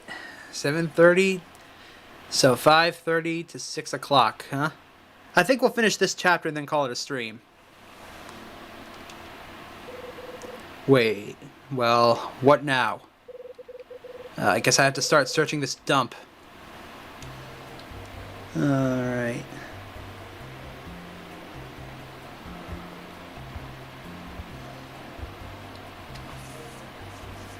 There's nothing we can do in here, so let's just head on out. Huh? Someone's in the hall. Rosa.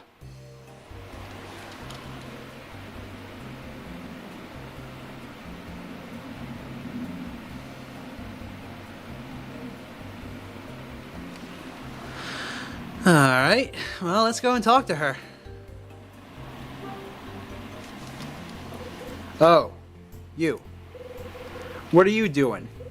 What? Me? What am I doing? What's it look like I'm doing? I'm cleaning. Work my fingers to the bone, but you think this place stays clean? Of course not. You know why? One of our guests is a slob, that's why. Don't look at me. I just got here. Oh, if I thought it was you, you'd know. Cleaning isn't easy, you know. It's a back-breaking, thankless task. And the bell and the Denona boy, it's his job to clean the floor, but he's so lazy. He tups and vanishes whenever there's work to be done. I bet he's goofing around somewhere, eating chips and watching TV and so on. I'm not here long, but there's some news. There's another ukulele game.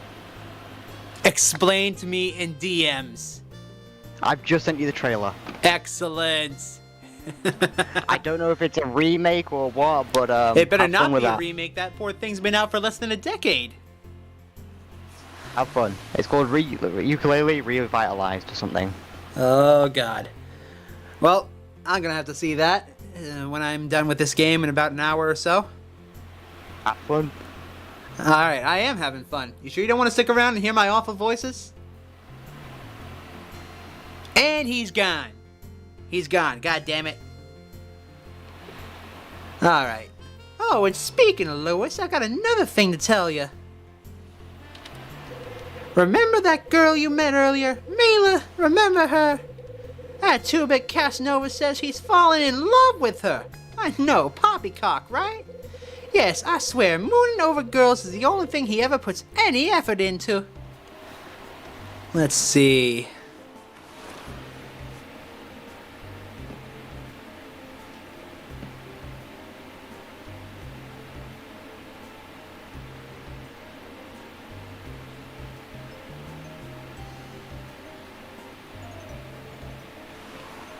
Alright, tell me about Lewis.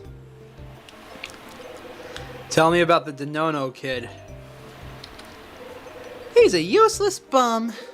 Useless, huh? Yes, useless, that's what I said. As smooth as butter, that one. Knows enough to tell folks what they like to hear. Ah, itchy. Why? But when you really need him, he's nowhere to be found. What a snake! Anyway, that's why I'm the one that does all the work around this place. Well, in my opinion, we should let him go. He's more trouble than he's worth. Oh, I asked Dunning about a replacement, someone who might actually work, but who'd work in a hotel like this? The stories alone will keep folks away. So, what stories? Well, I don't know if I should. You're the one who brought it up, the stories. Spill it. You talking about the whole wish granting thing? Wishes? Ha! Don't be absurd. It isn't anything as silly as that. Truth be told, the whole thing goes back to the hotel's previous owner. Oh, really? That's right. And? Oh, look at what I've done. Opening my mouth when I should keep it shut. You got a second?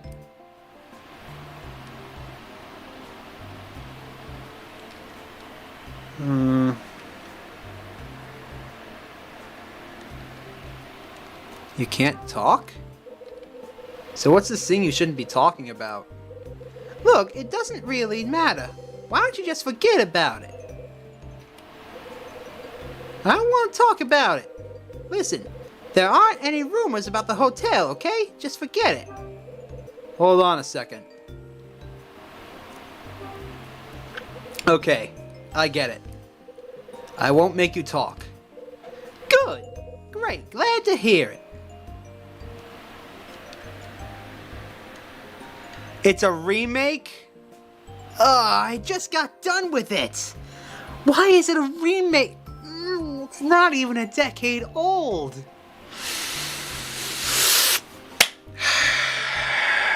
Okay, calm down. You'll get to see it. And eventually you'll have to cover it on this channel too. How's Mila doing? How's Mila doing? She's in my room, catching up on her sleep. Poor thing, she must have been exhausted. I laid her down on the sofa and gave her some tea and she fell right asleep. She say anything? Not a word. Maybe she's mute. Pretty odd that, don't you think? I'm not sure what I'll do if she keeps this up. I guess I'll watch over her tonight and then give the police a call tomorrow. I see. Hold on just a darn minute. Don't tell me you've fallen for the girl too. No, it's not that. It's just... It's that bracelet Mila was wearing.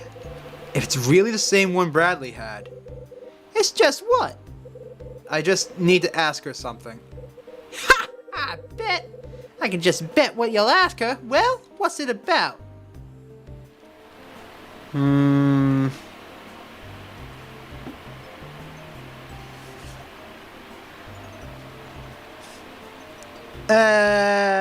The bracelet. Sure.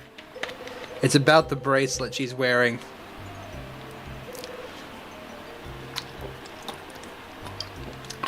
Bracelet? Why would you care about that, huh? It's just an old trinket. It looks like one an acquaintance of mine used to wear. I want to know where she found it. An acquaintance of yours had one.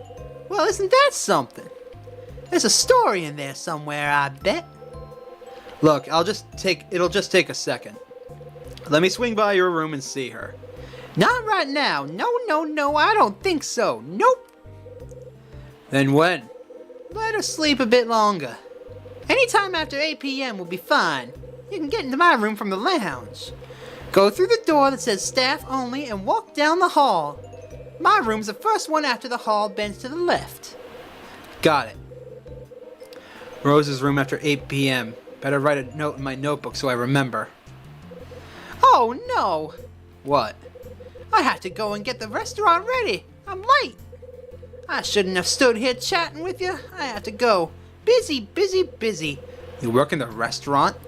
You got it. I also do all the cooking for this hotel.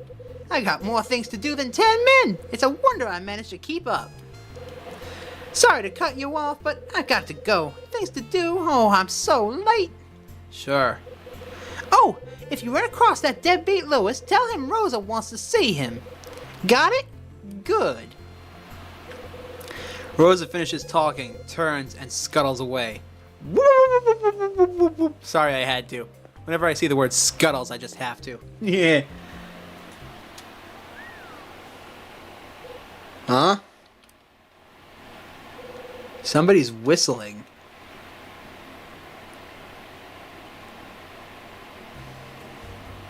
The hell is that noise?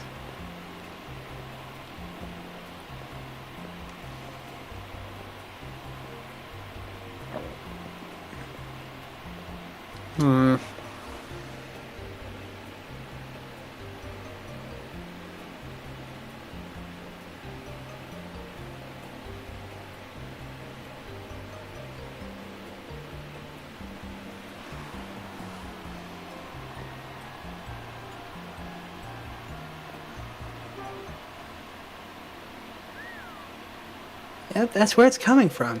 I can hear whistling coming from this room.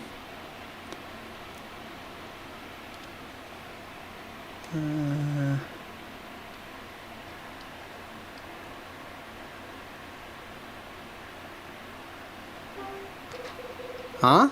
The door's open. Somebody in here.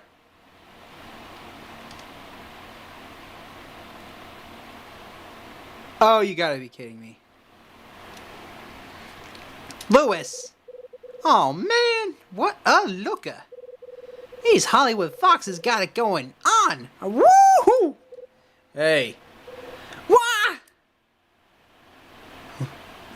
Oh, it's you! Don't sneak up on me like that, you dig? This is where we keep the sheets and pillowcases and all that girly stuff. Not a place where guests can just hang out, you know? I heard someone whistling. Door was open, so I looked. Yeah, sure, man. Bet that's just how it went down.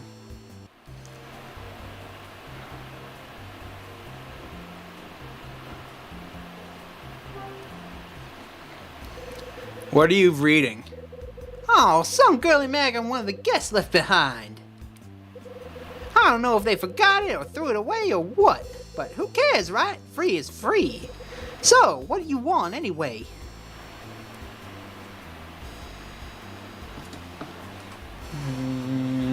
This your hiding spot? So, this is where you've been hiding, huh? Hiding? How's the cleaning coming along? You know Rose is looking for you, right? What? Cleaning? Is that all? Man, I was all tripped out for nothing. I thought Officer Hyde was gonna bust me, and you ask about cleaning. Man, I finished all that cleaning. Cleaning's done. Wait a second. What did you clean? Huh? What did I clean?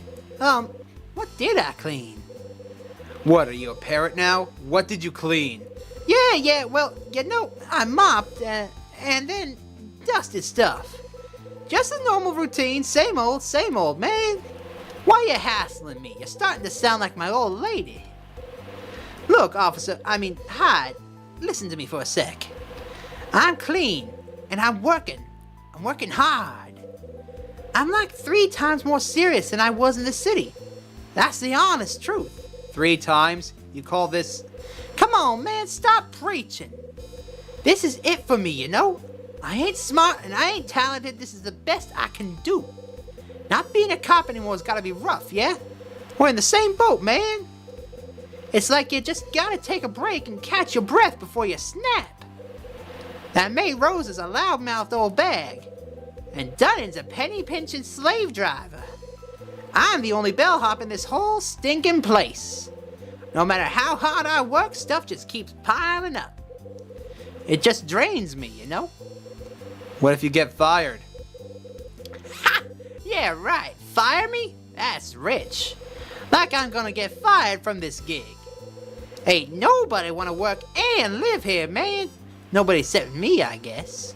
Not so long as those stories are out there. What stories?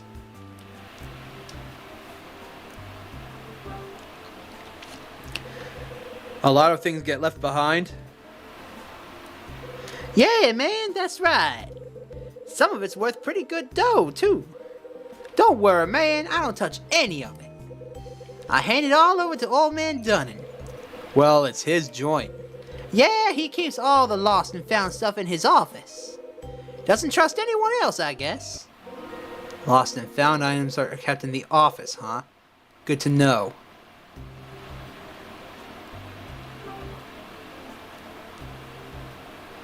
Okay, let's see.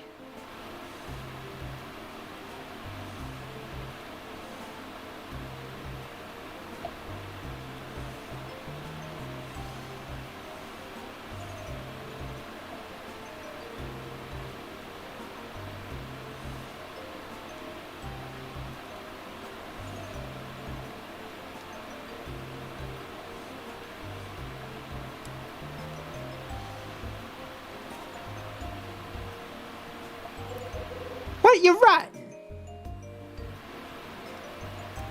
What stories do you mean? Stories? What are you talking about? This place is full of them, man. Full of what? Ghosts. Ghosts. Yeah. A long time ago there was an incident, you know? As soon as it happened, people were talking about ghosts and hauntings and stuff. Folks said they heard some young kid sobbing during the night. Then when they followed the voice, they found a little girl in all white dress. And if they tried to talk to her, she'd vanish just like that. Anyway, that's the story. If it's enough to keep people from wanting to work here. You seen this ghost? Course not, brother. It's just some crazy story. But I'll tell you something. When I saw that young chick today, whoo, she was facing the other way and it kind of tripped me out for a sec. It's cool though. No way that girl's a ghost. She's like an angel that got lost or something. What the hell you mumbling about, Lewis? What girl? The one right here, man. The mystery girl. Her name's Mila.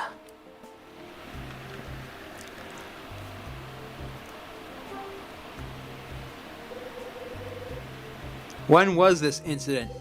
When? I heard it was 10 years ago.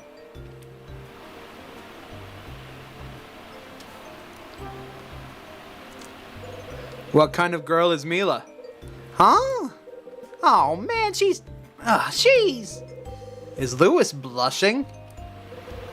He really thinks he's in love with this girl. She was in the lobby earlier, right? Girl with the long hair? Met her already, huh? She's a looker, right? I guess. Nothing changes. You never have much of an eye for the ladies, Hyde. Whoa, hold on a minute. No eye for the ladies? What do you mean I never had an eye for the ladies? Think carefully. Come on, Hyde. Girl's a total fox. What are you, blind? You can't see that? She ain't my type, Lewis. I like a woman with something to say. Man, you don't know squat. What are you babbling about? Man, the girl's an angel. Man, she must have fallen from heaven or something. Calling her a sinner? Hell no. She just needs a man like me to take her under her wing. Under his wing. Let's talk about that incident now. Tell me about the incident.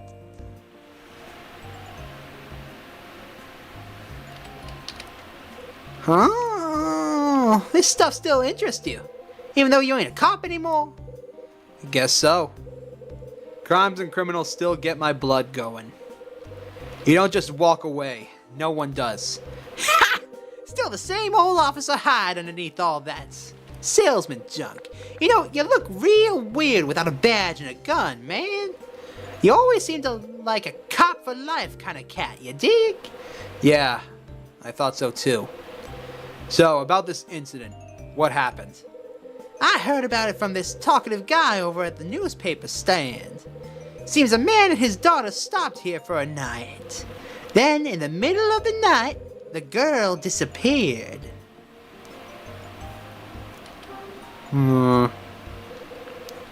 She disappeared. Yeah, kid was only 10 years old, too. God. I'm getting my notebook. Luckily for me, it's still got a bunch of empty pages.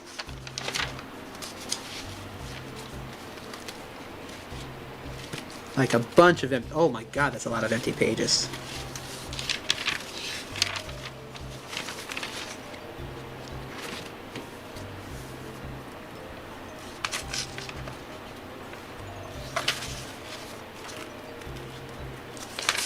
Alright, that'll do.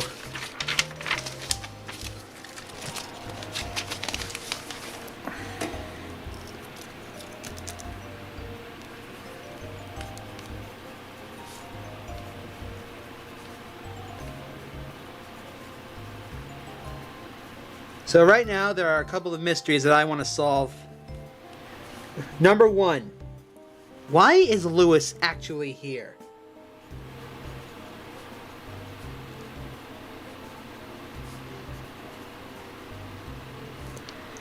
Because it's like Kyle says, it's just too coincidental for him to actually be here 3 years later. Too much of a coincidence. Mystery number 2. Who is the person who checked in with our name?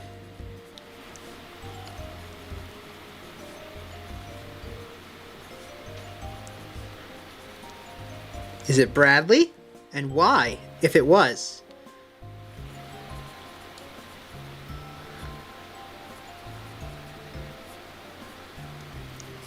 Mystery number 3, and this is a big one. Mila. Who is she? Why does she have that bracelet? Mystery number 4. The ghost?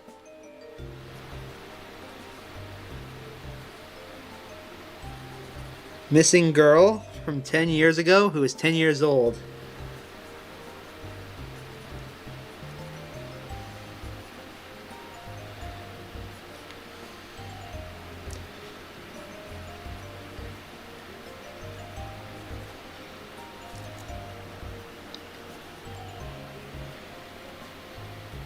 Let's see, next. Well, those are the only mysteries that I can remember right now. Alright.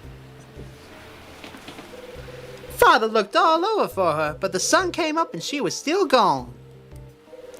Later on, the cops got a mysterious letter. It told them where they could find the girl's body. Did they find the body? Did they find the girl's body? No, that's the crazy part. Guy told me they didn't find squat. No kid, no crook, no nothing. Things still unsolved. Is that so? Yep, and after that the story started. The murdered chick's ghost appears at night and, well, acts scary or whatever. They were just dumb stories, but it kept folks away and bankrupted the place. Now we're getting somewhere. Dusk went bankrupt? Place went under, huh? Yeah, belly up. Place was deserted till Dunn rolled in about 5 years ago. He picked the place up for nothing and bam! Hotel Dusk is open for business. Anyway, that's all I know. Dunning and Rosa don't like to talk about it. Yo, Officer Hyde, let me ask you something. What? So, you quit the beat and left the city, yeah? You come all the way out here to avoid cats from your past? That's part of it. But I was born out here too. My mom and I only moved to New York after my old man passed away. I figured I could use my old contacts to get back on my feet. Yeah, I dig.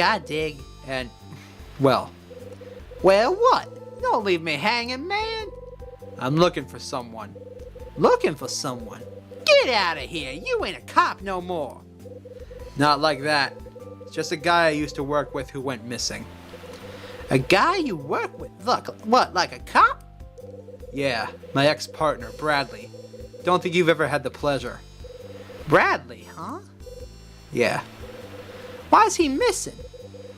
He got shot at the docks 3 years ago and took a dive in the Hudson. 3 years ago? Something wrong? No, not really. No, it's nothing. But you know, if the cat's been out the sights for 3 years, well, it's safe to assume he's dead, ain't it?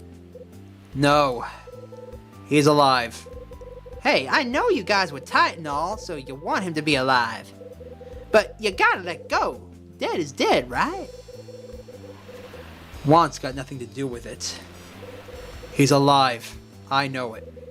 But let me tell you, losing a friend is a total drag, ain't it? I understand. You and me, we the same. Wait, Lewis.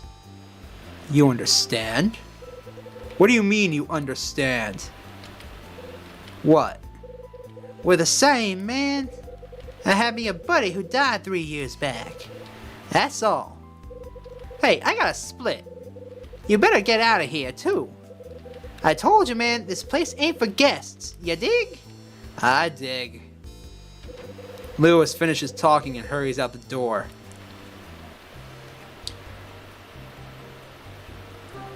Let's see. Is this the magazine we're looking for? Whoa, that's not a sheet. It's a girly mag. I've seen that dame on the cover before. It says her name is Cecily Lee. I've already found the magazine on the shelf in the linen closet. The actress Cecily Lee is on the cover girl for this issue. December issue of a mag with Cecily Lee on the cover. This must be the magazine of Ed's lists. Awesome, we've already got the first objective done. Alright. Oh.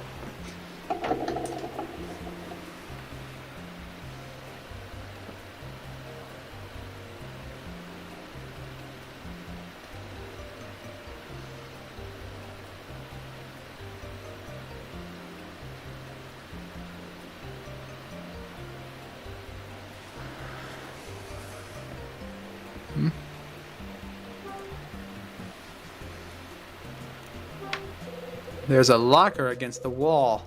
It's unlocked. Toolbox. There are some mops in the bottom of the locker. Bottles of floor cleaner are next to the toolbox. Obviously, he's been lying about using them. Looks like a dust rag to me. There's a toolbox on the shelf in the locker. Ah, the crowbar. One of mankind's greatest inventions. What's that, a crowbar? Nice. Never know when you might need a crowbar. Lucky me, it's a screwdriver. Never pass up the chance to get a screwdriver. I bet I'll be happy I found this before all's said and done. There's a pair of pliers in here.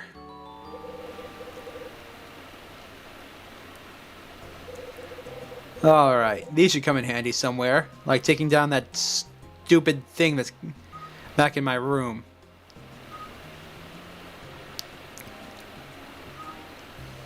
Alright.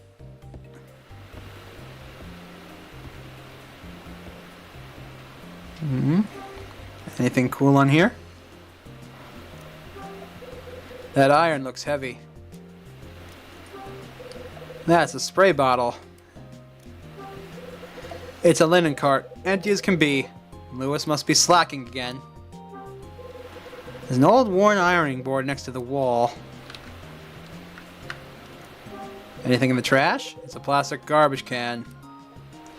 Guess not. Oh well.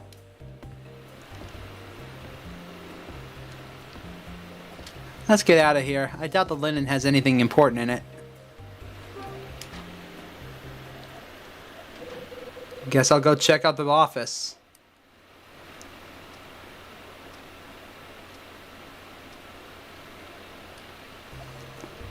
Alright, let's head on down.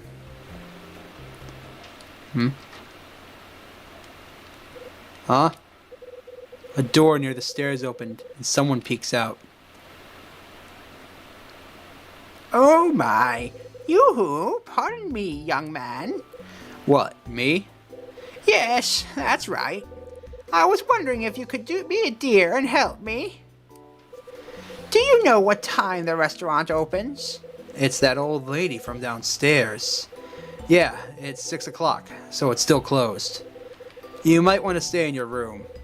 Don't want you to climb stairs if you don't have to. Is that so? Oh, thank you so much for your kindness, young man. My name is Helen Parker. Helen Parker. Forgive me for asking, but what is your name? Kyle Hyde. And what room are you staying in, Mr. Hyde? 215.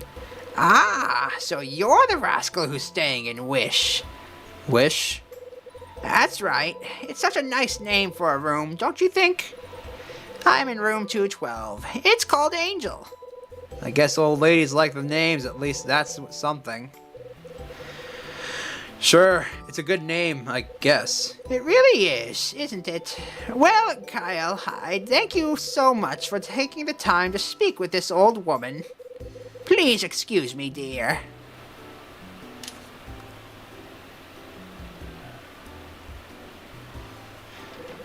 The old woman with the eye patch turns and shuffles back into her room.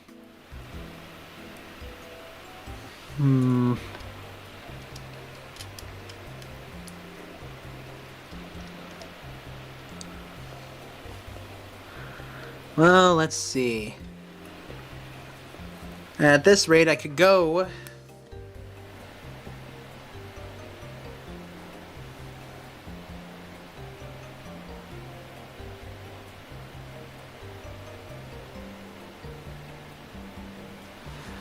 Let's see, at this point I could go downstairs, but I think I'm going to go back to my room.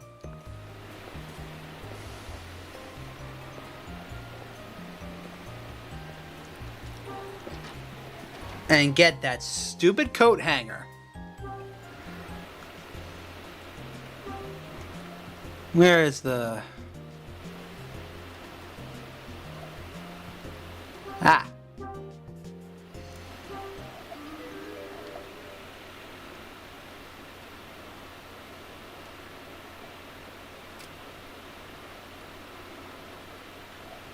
Snip.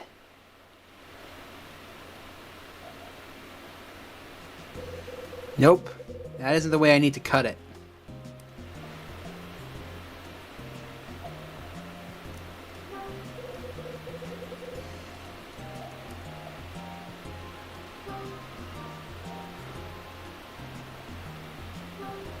Let's try that again.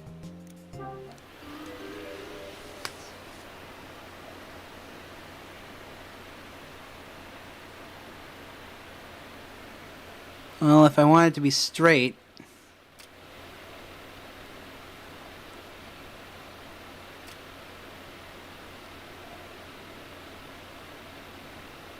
That should do. No!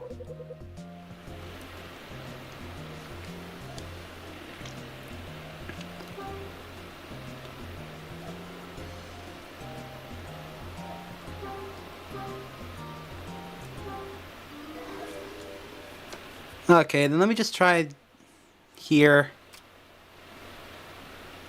and here. There we go. Now I've got straight wire. I cut it to the right length. Now I've got a thick piece of wire. Let's see if I can get the suitcase open with this.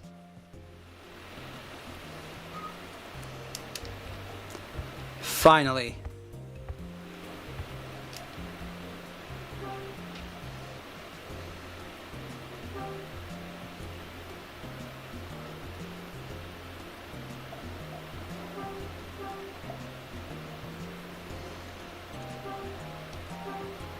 Let's... hold on.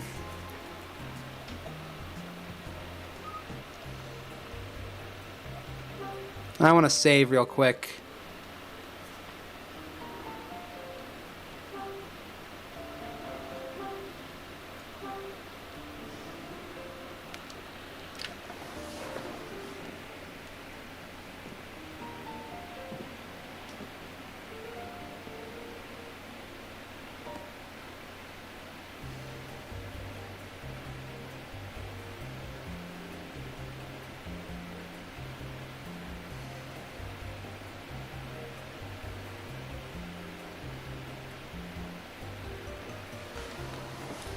Alright.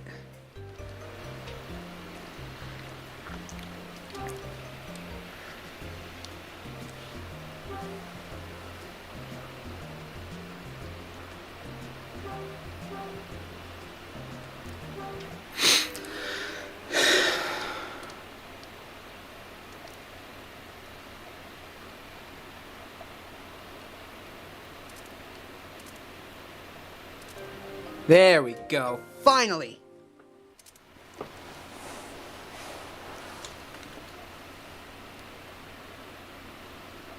We're finally inside the briefcase. Here we go. That got the lock open.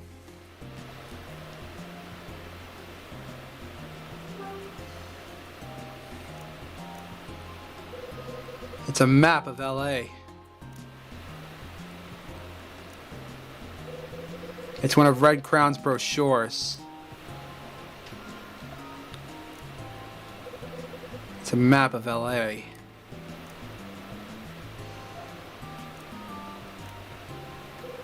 That's yesterday's paper. It's a stack of receipts. I gotta turn these into Ed and get paid.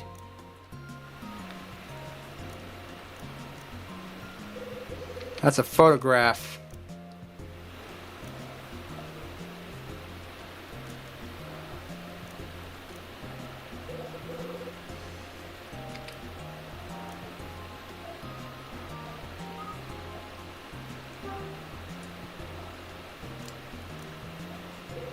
Whiskey. It's the good stuff, too. Those are my socks. I gotta wash them. Ooh, we got money. I'll take my cash out of my suitcase. That's a pencil. I don't need this right now. It's an electric razor. I'm gonna have to use this at some point. It's a clean shirt. My only one, actually.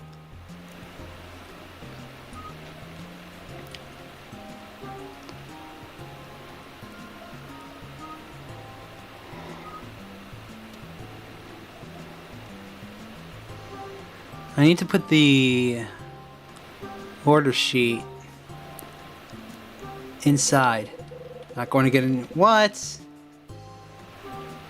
Okay, then is it the client list?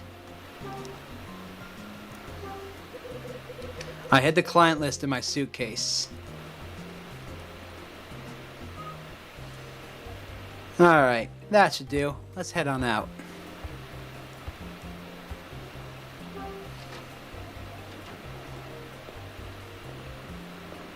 Do do do do do do do. Let's go talk to what's her name? Helen? Knock knock.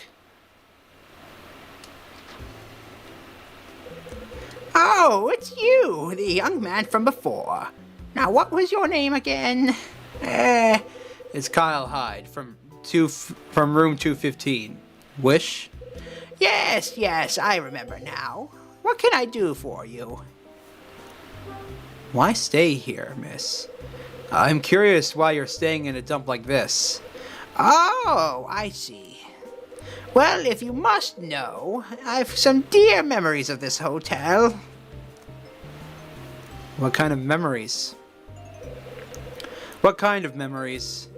It's a secret, young man. The best memories are the ones you keep locked up in your heart.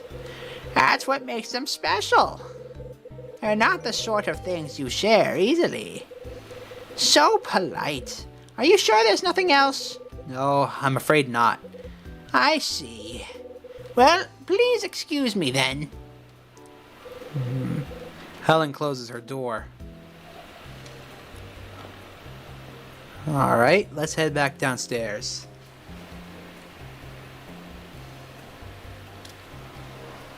Okay.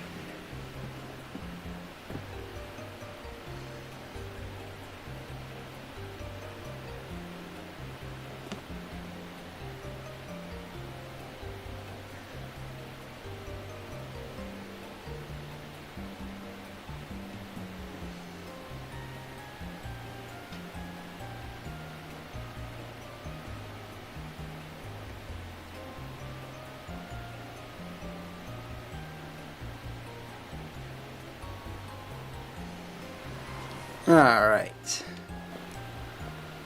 So for right now, I think we are going to want to head to the office.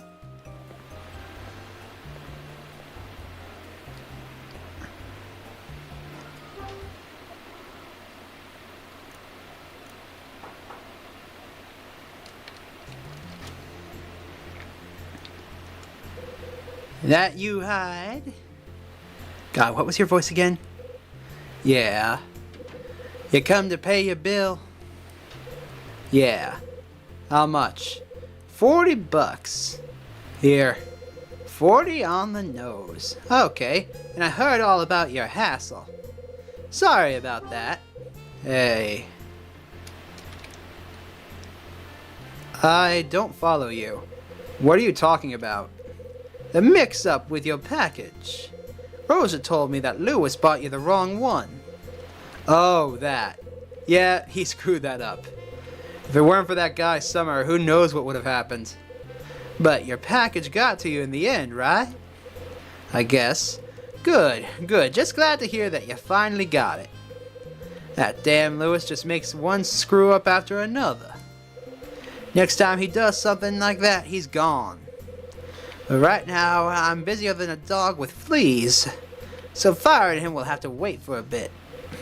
Too bad. Let me make it up to you. Dinner's on the house tonight. And just listen to what the Moonlight Girls got on the menu. Ribeye steak with fresh garlic butter. And that's a class steak, too. Rosa may not be able to keep her mouth shut, but she's a hell of a cook. I'll even have her throw in desserts for you.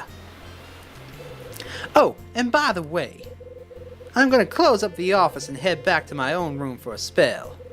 You need anything, you'll have to wait until later. Dunning finishes, then turns and walks down the hall.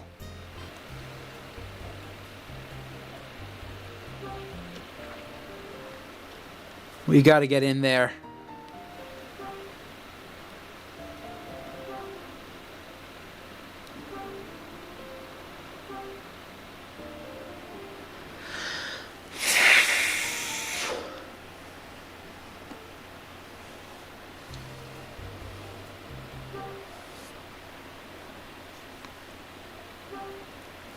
Maybe our thin wire. Not going to get anywhere with this.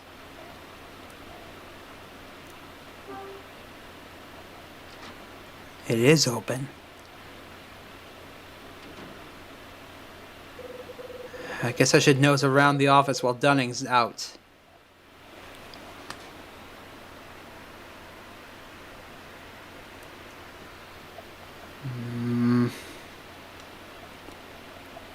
Quite the office. Where does he keep the lost and found stuff? Might as well check the guest register too. See if I can find any info on the other me who stayed here. Time to be Snoopy.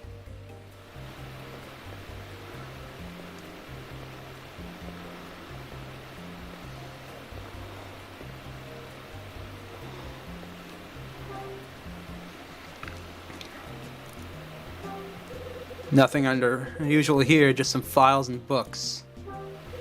The cabinet drawer is locked.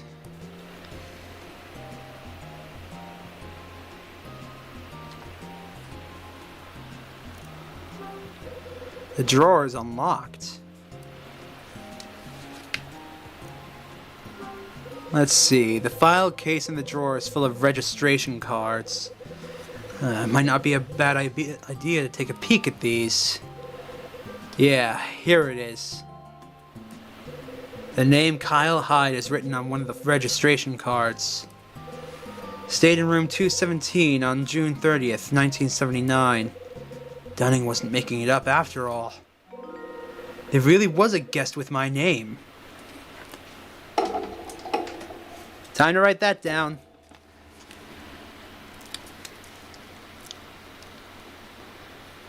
June 30th, 1979, room 217.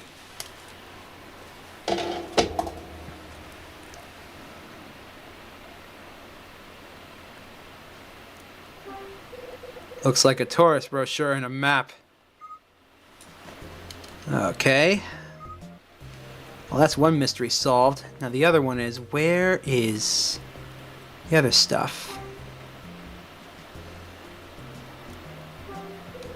Nothing on the board has any real importance to what I'm after. There are a bunch of receipts and memos on the corkboard. A newspaper on the desk. Look at this, the sports page. What a surprise. There's a notebook and a card on the desk. There's a card on the desk. It's a birthday card. There's a message written in the card. Happy birthday to my dearest Jenny. Who is Jenny? The cover of the notebook says supervisory log. Got some stuff written in the notebook. December 26th, tidied up the cabinets. Put things left by guest into drawer 3. Put guest registration card into drawer A.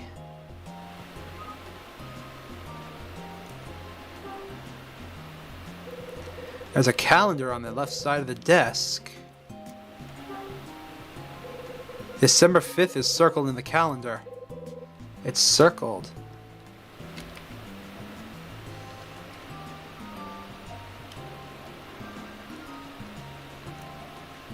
I don't think I should be using the phone in here. You know, that just screams bad idea. There's only one pen in the pen holder. Dunning's got all the room keys hanging on the wall. Dunning's got all the room keys hanging on the wall. There's no key for room 215.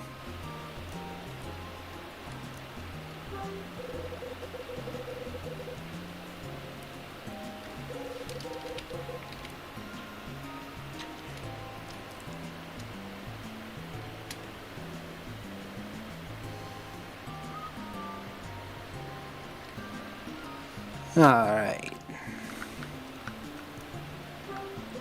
There's a book on the desk. It's about ice hockey. There's some sort of certificate in the frame.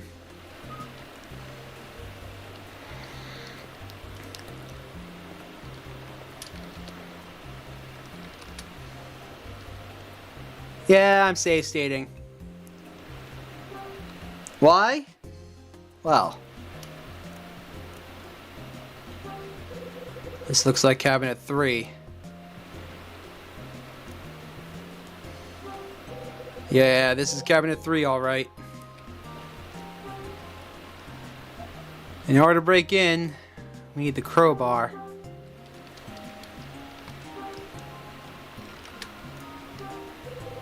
Not going to get anywhere. What? There's a combination lock on the cabinet.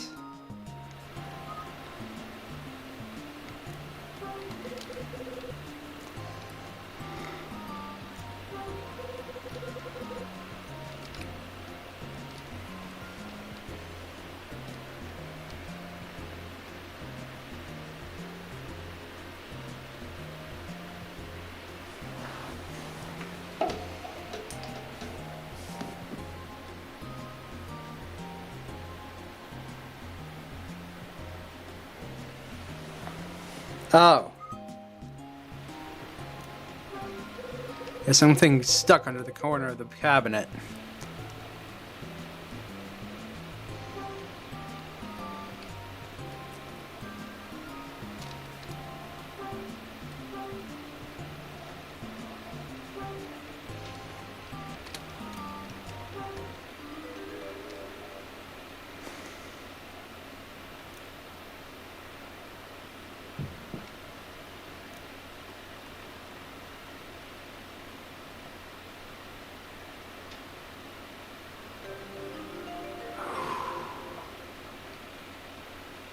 So if you will go too fast with that, you will get a game over.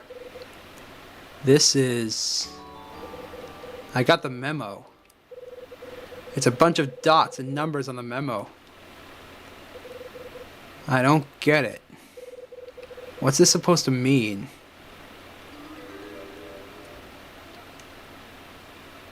Oh, hold on.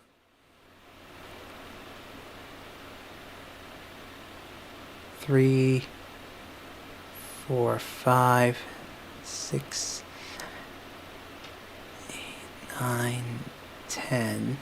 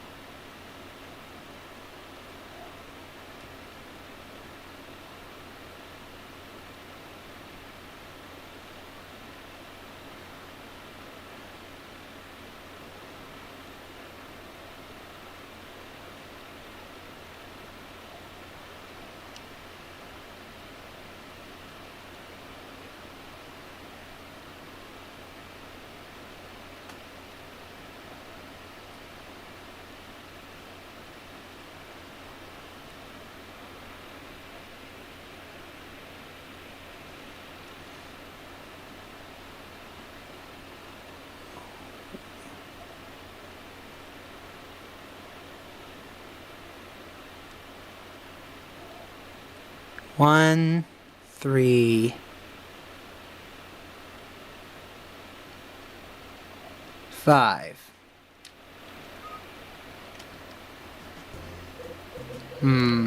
So if I connect the dots, this looks like cabinet 3. There's a combination lock on the cabinet. It should be 135.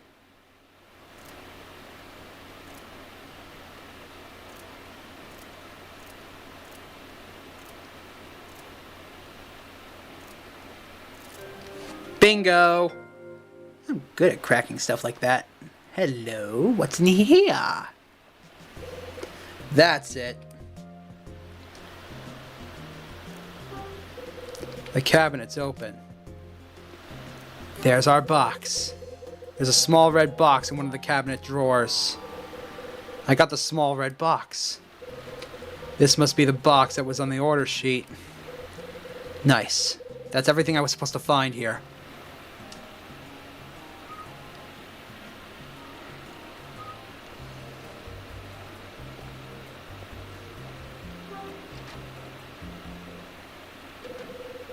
Hey, Officer Hyde! What's happening, brother?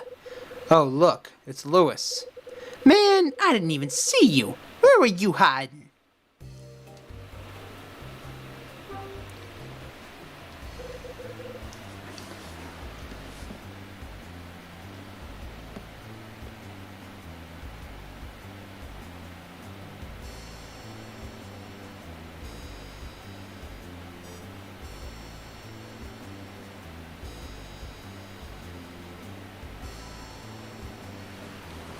What do you want? Did you just pop out of the office, man? What were you doing in there?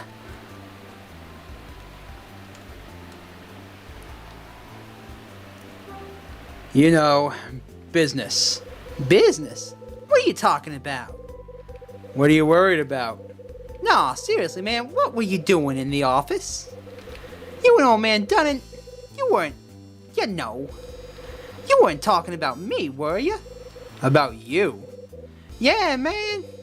You know, chatting about my history in the city. You weren't filling Dunnan's head with a bunch of garbage about old Lewis, were you?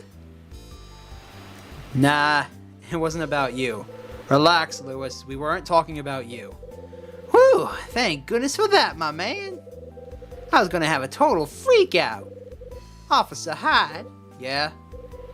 You told me that you quit the force and started working as a salesman, right?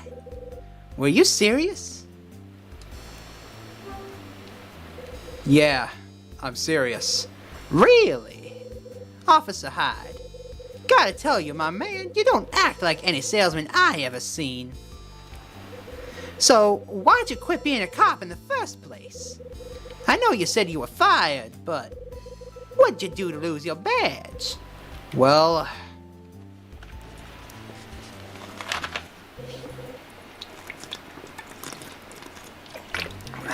this is Hyde. Hyde, I've got bad news. It's Bradley. He... What the hell? Hey, what gives? I screwed up a case. That's too bad, man. It was 3 years back. My partner and I were working on a case. We were investigating a series of art thefts. Art thefts? You talking about that crime ring? Ever heard of it? Ever heard of Nile? Did you say Nile? Hold it. You look surprised. You look like you just saw a ghost, Lewis. Of course, man. That's a real shock. So you were undercover? No. I was in the office, pushing paper and drinking bad coffee. Wait, so it was that other detective that was running with Nile? Yeah.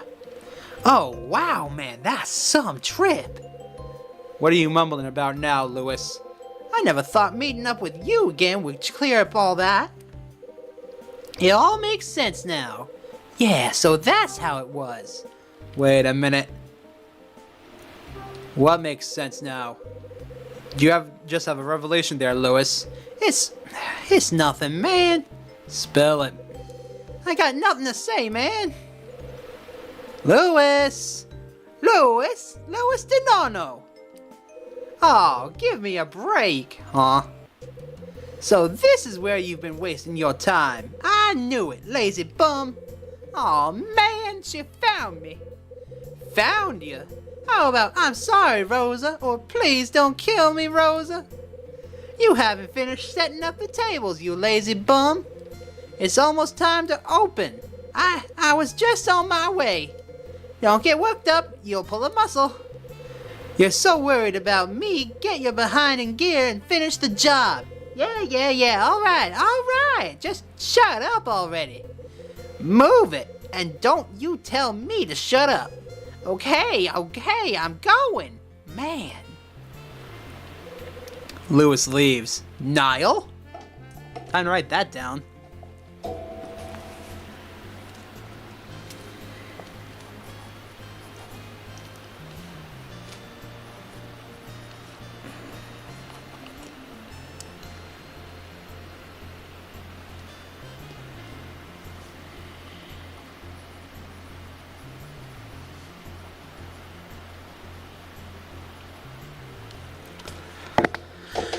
What does Louis know about it? Hello, Miss Rosa. Hasn't changed a bit. Eh? Hasn't changed? Yeah. Aw. Hey.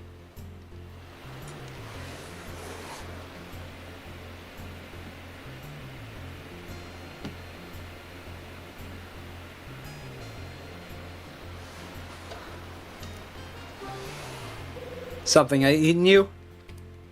Huh? What, me? No. Just thinking about you and Louis, that's all. Come on, what are you thinking about? Say, you wouldn't happen to... Happen to what? happen to know Louis from somewhere else? You do, don't you? Nope. Don't try and fool Rosa, mister. You can't do it. I know things. I heard you and Louis talking, you know. Oh. I'm right, aren't I? Don't start lying to me now. I couldn't hear what you were talking about, but I did hear Louis call you Officer Hyde. What's that, huh, officer? There's no mistaking that, and that's a fact. Is that so? Well, I guess the gig's up, isn't it? Yeah, Louis and I know each other. Aha! I knew it! What now? It's nothing really. I just thought if you and Louis knew each other, I thought I could ask you something. Go ahead. Well, see, this is so awkward. Well, I really want to ask about Louis's past. His past? That's right, his past. You know, from what he was like before. You knew him, right? So you could tell me what he did before he started working here. Come on, talk to me. I ain't telling her a damn thing. His past? Why? Well, it's obvious, isn't it?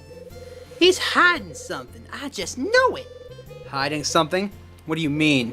It's been almost 3 years since Louis started working here. And in all that time, he's never once talked about his past. Not once. He's hiding something. I can smell it. Always can. Oh yeah? So what's he hiding? Something terrible. I'd stick my mop on it. Define terrible. You know, a criminal record, or an ex-wife, or run from the law or something. I mean, he's just so shifty. Got a second? You think he's shifty? No doubt about it. Rosa has a nose for these things. That boy's got a criminal record for sure, no doubt. Huh? What's wrong with you? Why do you look so surprised? What's wrong with you? What? What are you talking about? A woman of your stature. What's that supposed to mean? You heard me. Come on, you're a mature woman, right? A good judge of character. As a matter of fact, yes, I am. What's that got to do with anything? It's just that when a woman like you says a guy like Louis is a criminal, It's a bit surprising, that's all. I expected more from you. What on earth do you mean, Mr. Hyde? Am I wrong? Is that it? Am I wrong? You're wrong. Look, Lewis is a nice guy. He's a slacker, but not a crook.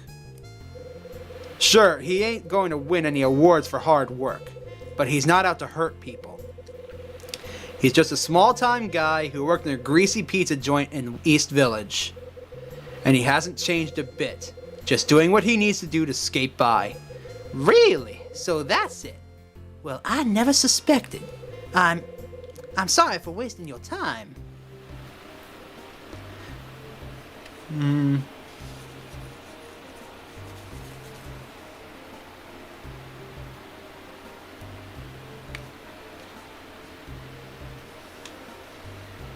I feel like I should save before I ask these questions. What you writing at? What you looking at?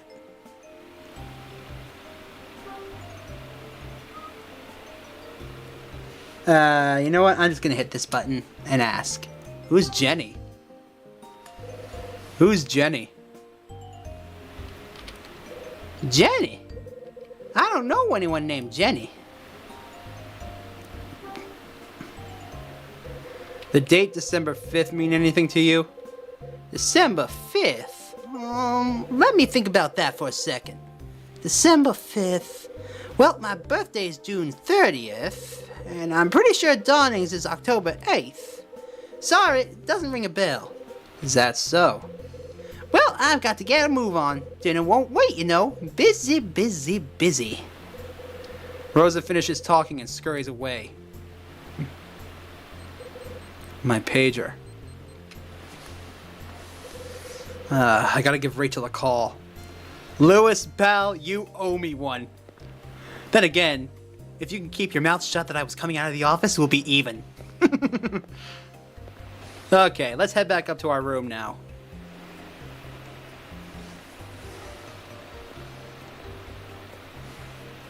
I can't believe we just out-talked Rosa.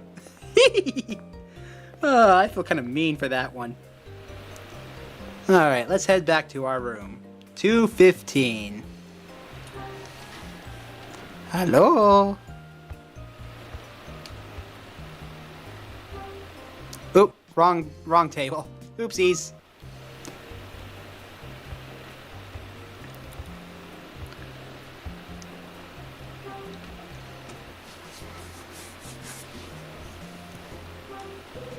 Guess I should give Rachel a call.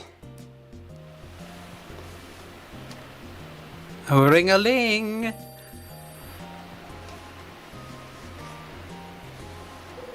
Hello, Red Crown.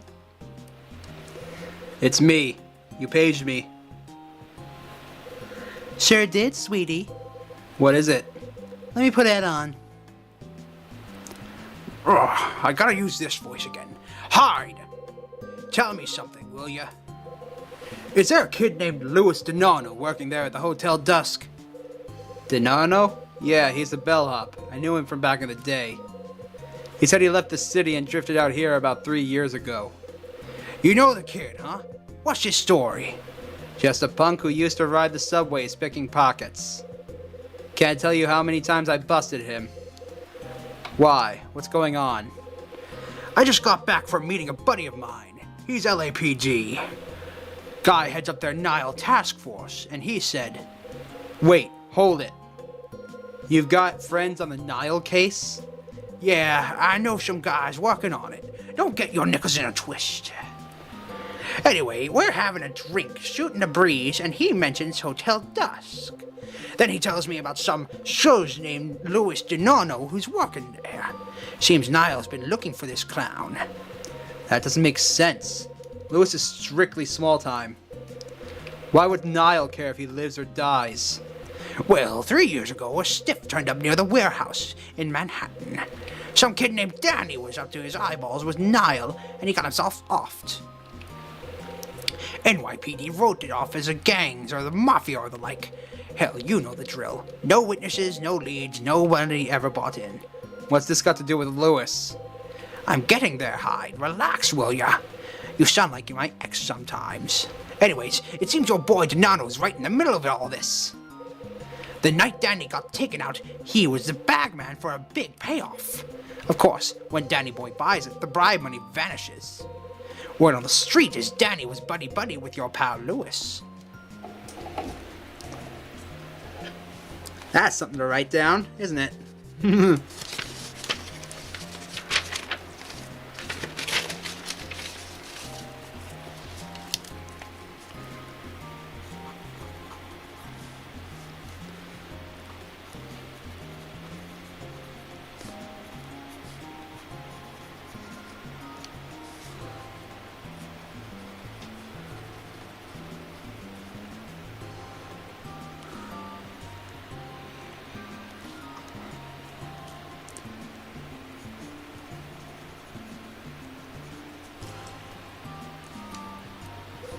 And here's where it gets good. After Danny buys it, Lewis just vanishes.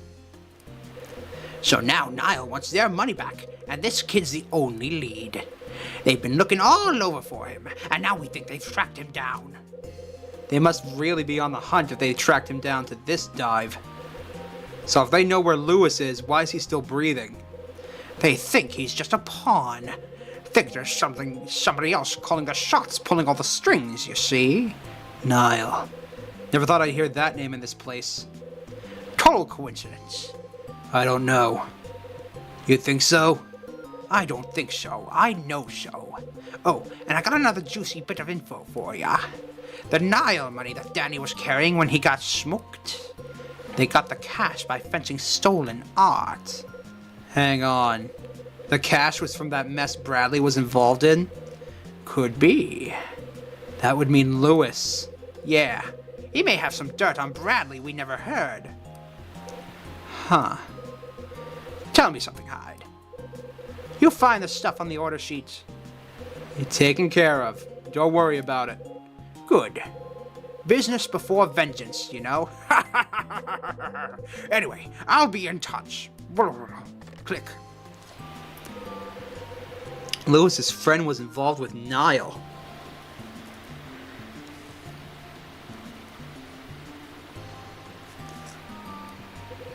I think Lewis and I need to have a little chat. Where's Lewis gotten to?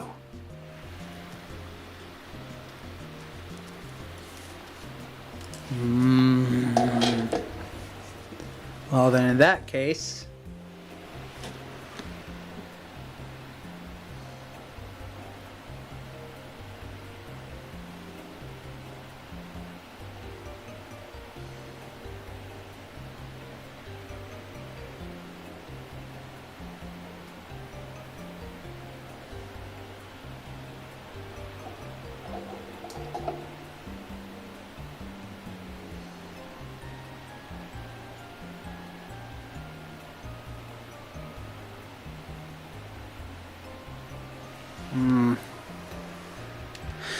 Let's go find Lewis. He gives us an explanation. Do do do do do.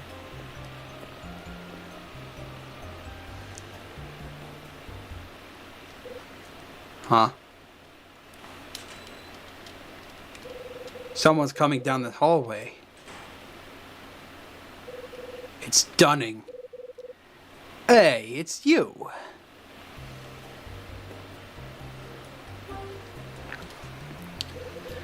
Got a sec?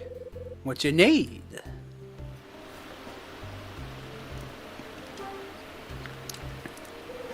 Where's Lewis? Donano? No idea. And speaking of him, Rosa let me in on your secret. Told me you and Donano are old friends. In a way. Look, there's something I need to talk to him about. That's so. Well, he should be helping to get the restaurant ready. So he's either in the kitchen or loafing in the room. I put my money on the second. That's quite an employee you have there.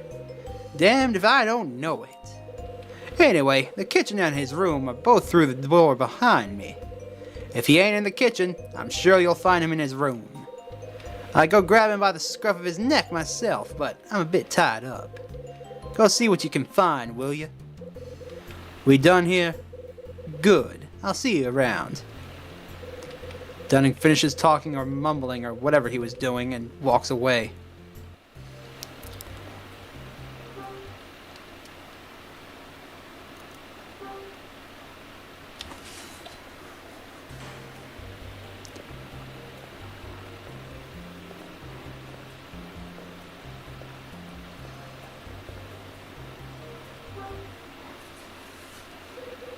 This must be Lewis's room.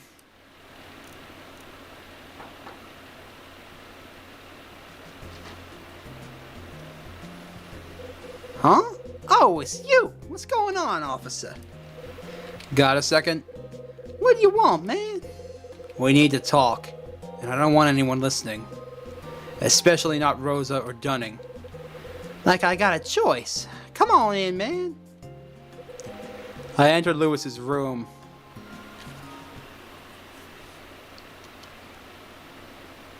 You know, a lot less messy than I figured it'd be.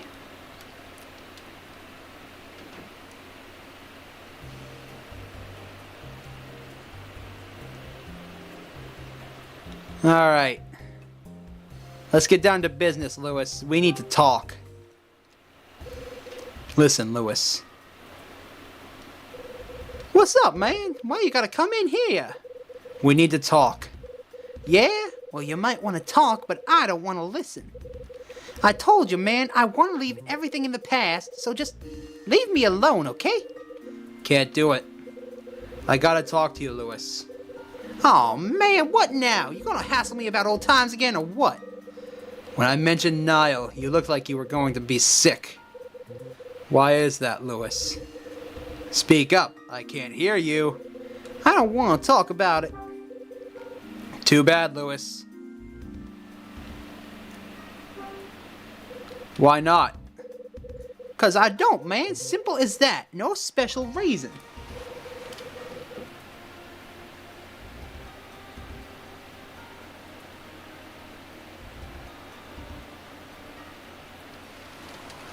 What, you my shrink now? I told you to get out. You understand? Not gonna happen. We gotta chat, Lewis. You hear me?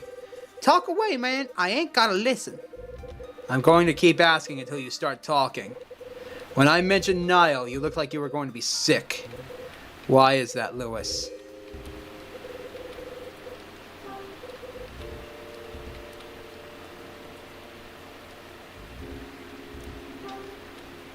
Why not?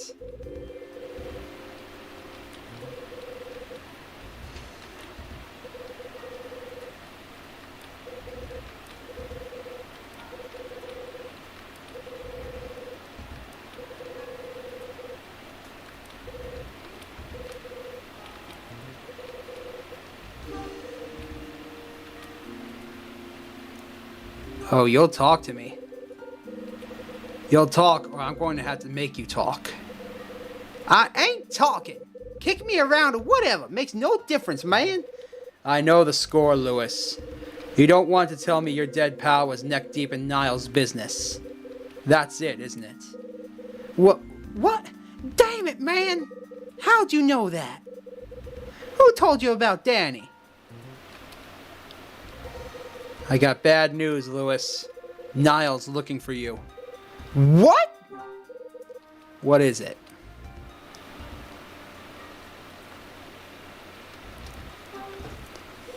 That shouldn't be a shock to you.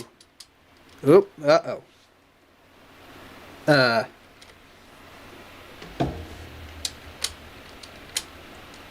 damn it, what did I do? There we go. No, man, no, nothing like that. I ain't that surprised. No, man, I don't know. I don't know anything. Climbing up won't help.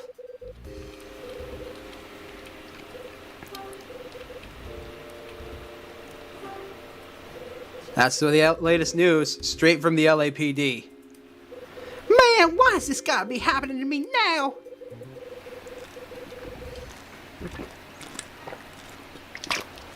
This is why I split New York in the first place.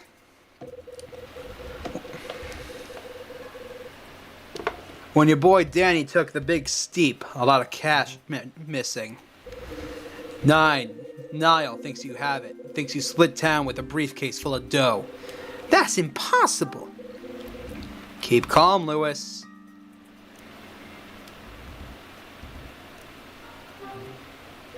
What's impossible? Nothing, man.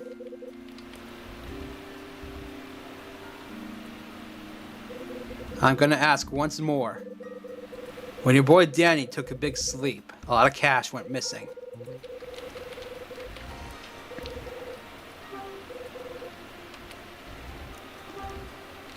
So, did you steal the dough or what?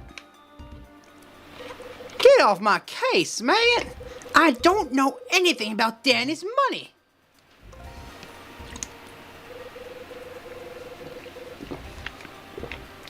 Niall thinks you're small fry, just the pawn. And until they know who the big man is, they'll keep watching you. You hear what I'm saying? They're not gonna kill me. At least not right now. That's it, right? That's it. This is a trip and a half, man. Who killed Danny? The person who killed Danny. I don't think it was you. It wasn't you, was it? Of course not. There's no way I'd kill him. So who was it? Come on, man. Talk, Lewis. If you didn't kill Danny, who did? It was Jay. Jay? Yeah, that's what Danny called him, all right. Jay.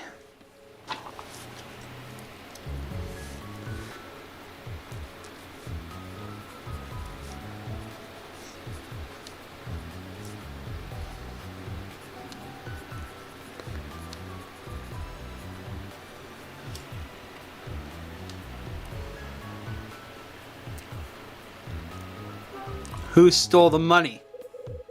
The person who stole the money Danny was carrying.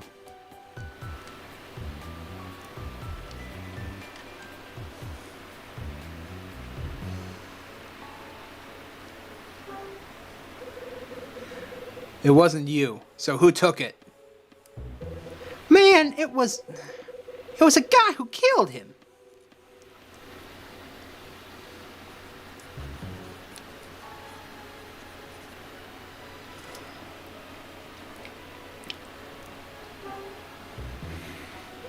Why did you leave the city? Let me guess. Was it because Danny got killed? Had to get out of the city because your buddy got cut down. That why you left? Why you fled a crime scene? Don't tell me that had nothing to do with your little cross-country trip. It had everything to do with it. We had a plan, you know, a good plan. If Danny's job went okay, we was gonna get out of town and never look back. Drop everything and run? Yeah, at least that was a plan. Why? I'll tell you, but you won't get it. Danny and me were a couple of poor suckers from the street. No family, no nothing, just two punks with no future. Problem is, neither of us had the nerve to make it as big-time crooks. So, we were gonna go someplace else, you know? Become new people with new lives. Yeah, we're a couple of losers, right? What happened? We needed some serious bread to get out of the city. Danny was going to get the money by doing one last job. A big one. I tried to stop him, man. I told him it was too risky. But he wouldn't listen. He always was an idiot. Who's Jay? Some cat that works for Niall. He and Danny used to run together. Ever meet him? No, just heard about him from Danny. Said Jay was some kind of insurance fraud pro. Works for Niall. Insurance fraud. You get an art collector to insure something for a ton of cash, right? Then Niall would steal the piece, and the insurance money would roll on in. When it was over, Niall sold the art back to the collector for big money. Danny was bagging the money from one of those sales. Was Danny working with Jay when he got whacked? That's what he told me. Of course, he told me a lot of things.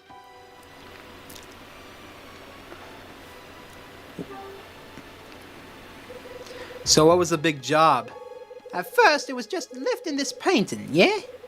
But things started getting out of control fast.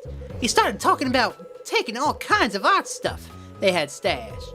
He wanted to steal Niall's entire collection? Not smart. You're telling me, man. But look, Danny didn't come up with this on his own. He was just sucked into Jay's plan. Jay's plan. Why was he killed? He got tricked. Tricked? Yeah. Danny was gonna lift this angel painting from Niall's hideout, you know? But all he did was get himself killed.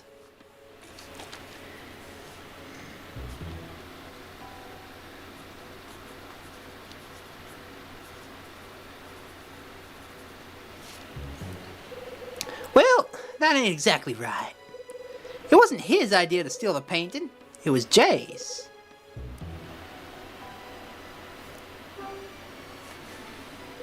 What was this angel painting? No clue, man. That's just what Danny called it. Some big painting he found in Niall's warehouse. He was crazy about the stupid thing. Said it was worth a fortune. Said if we could score it, we'd be set for life. Cars, clothes, babes, everything. Ever see this painting? Nah, just heard Danny run his mouth on about it.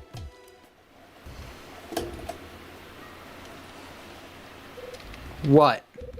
You don't get it, do you? You don't understand a damn thing. Not about Danny, not about Niall. You're a total washout, man. You saying you do? Yeah, man, more than you at least. So enlighten me, Einstein. Tell me how smart you are.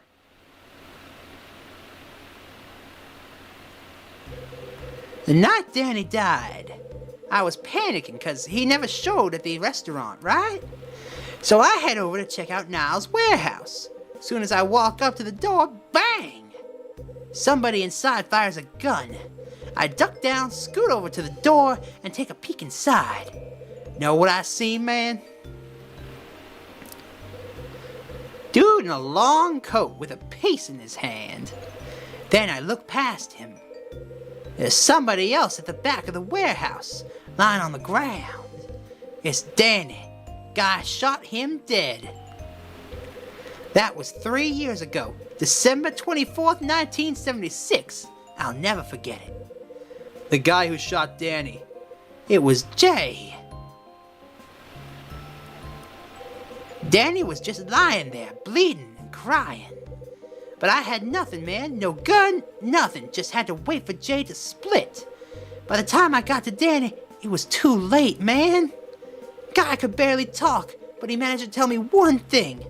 Said he'd been tricked. Said Jay was a cop. Then he actually apologized to me. Said he was sorry that he couldn't get us the money. Damn it, Danny.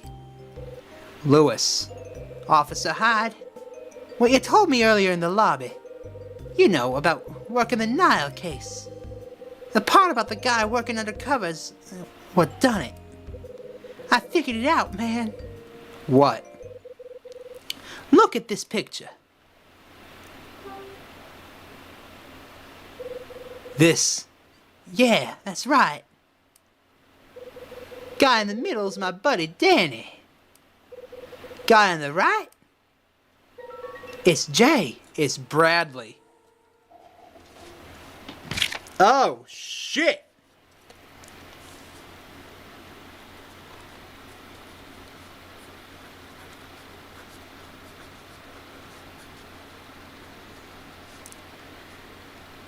That means that Bradley was the one stealing from...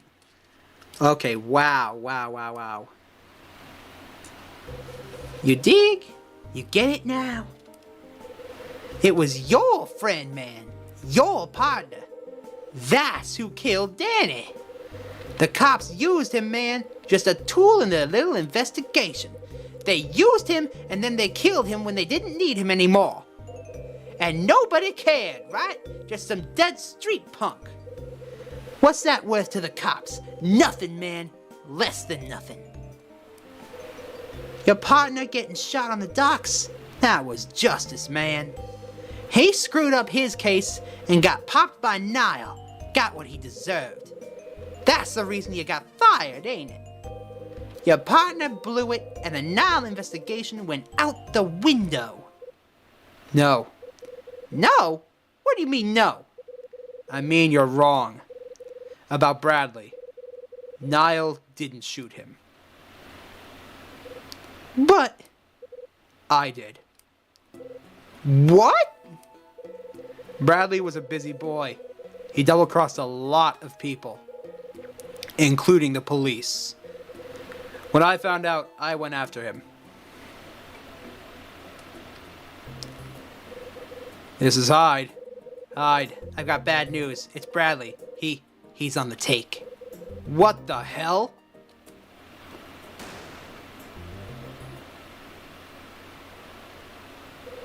Bradley took a dive in the Hudson.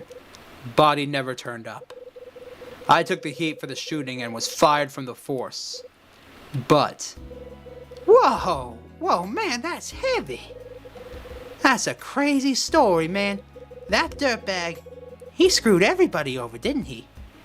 Even you. You must really hate him. Wait, you don't think he's dead, do you? I get it, Officer Hyde. Yeah, I get it now. That's why you're some loser salesman. You're looking for Bradley. yep. Wow, what a trip. Listen, Officer Hyde, why don't we team up? Team up? If your story's on the level, Niall's watching me, and they want me dead. And I've never even smelled their damn money. Your partner framed me good, man. It's all his fault. So if Bradley's still alive and kicking, I say we grab him and hand him over to Niall. You're serious? Yeah, man. Now that we're on, the same team, I'll do whatever, Just give me the word. Let me think about that, Lewis. I'll talk to you later. Take it easy, man. Bradley murdered his Niall connection and made off with the money. Why the hell would he do it? Could it be this angel painting? Did he betray us all for a damn piece of canvas? Bradley. Okay, hold on, Hyde. Take it easy. I gotta get things straight in my head. Summer dropped off my package and I checked out the order sheet. While searching for the things I'd listed there, I ran into Rosa. She was cleaning, but I learned some news about Lewis. Lewis had fallen hard for a dame named Mila. Yeah, that's her. Rosa said Lewis is crazy about Mila. When I cornered Lewis in the linen closet, he told me something interesting. Said there's been a weird story about the hotel floating around for years. Seems people are talking about a ghost appearing here. The story got its start about a decade ago.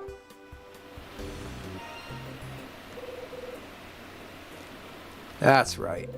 A young girl was murdered here 10 years ago. The case was never solved.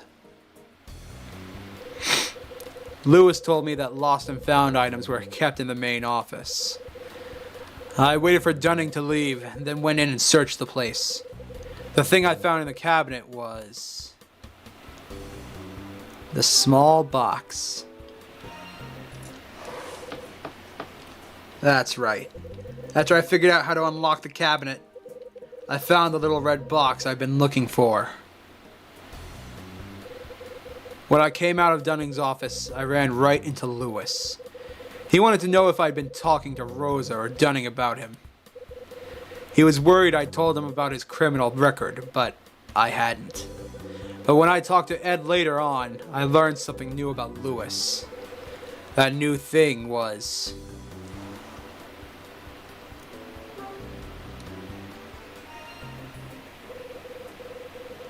That's right.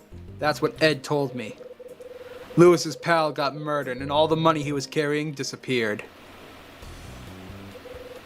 I decided to track Lewis down and get the dirt on him while he left Manhattan. I found him in his room and made him spill his guts. I needed to know why he decided to leave the streets behind. Lewis finally cracked and told me what was what. It seems there was an undercover cop involved in his friend's murder. The name of Lewis's pal was...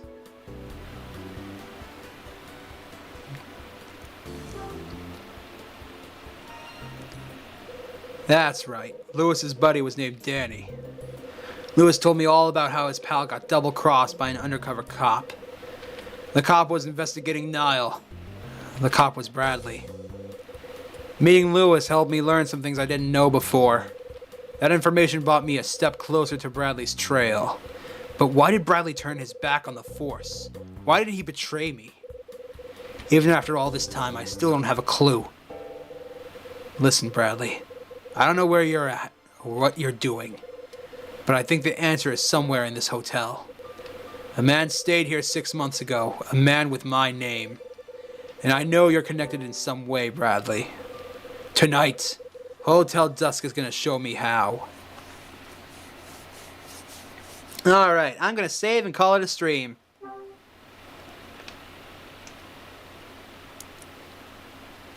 Let me just...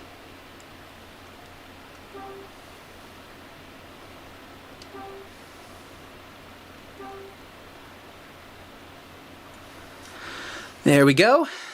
Save complete. Chapter 3. 6 to 7 p.m. But we will get into that next time, which is probably going to be Saturday. So, until then everyone, be sure to make an impact in someone's life today, and make it a great one. I'll catch you all later. Bye-bye.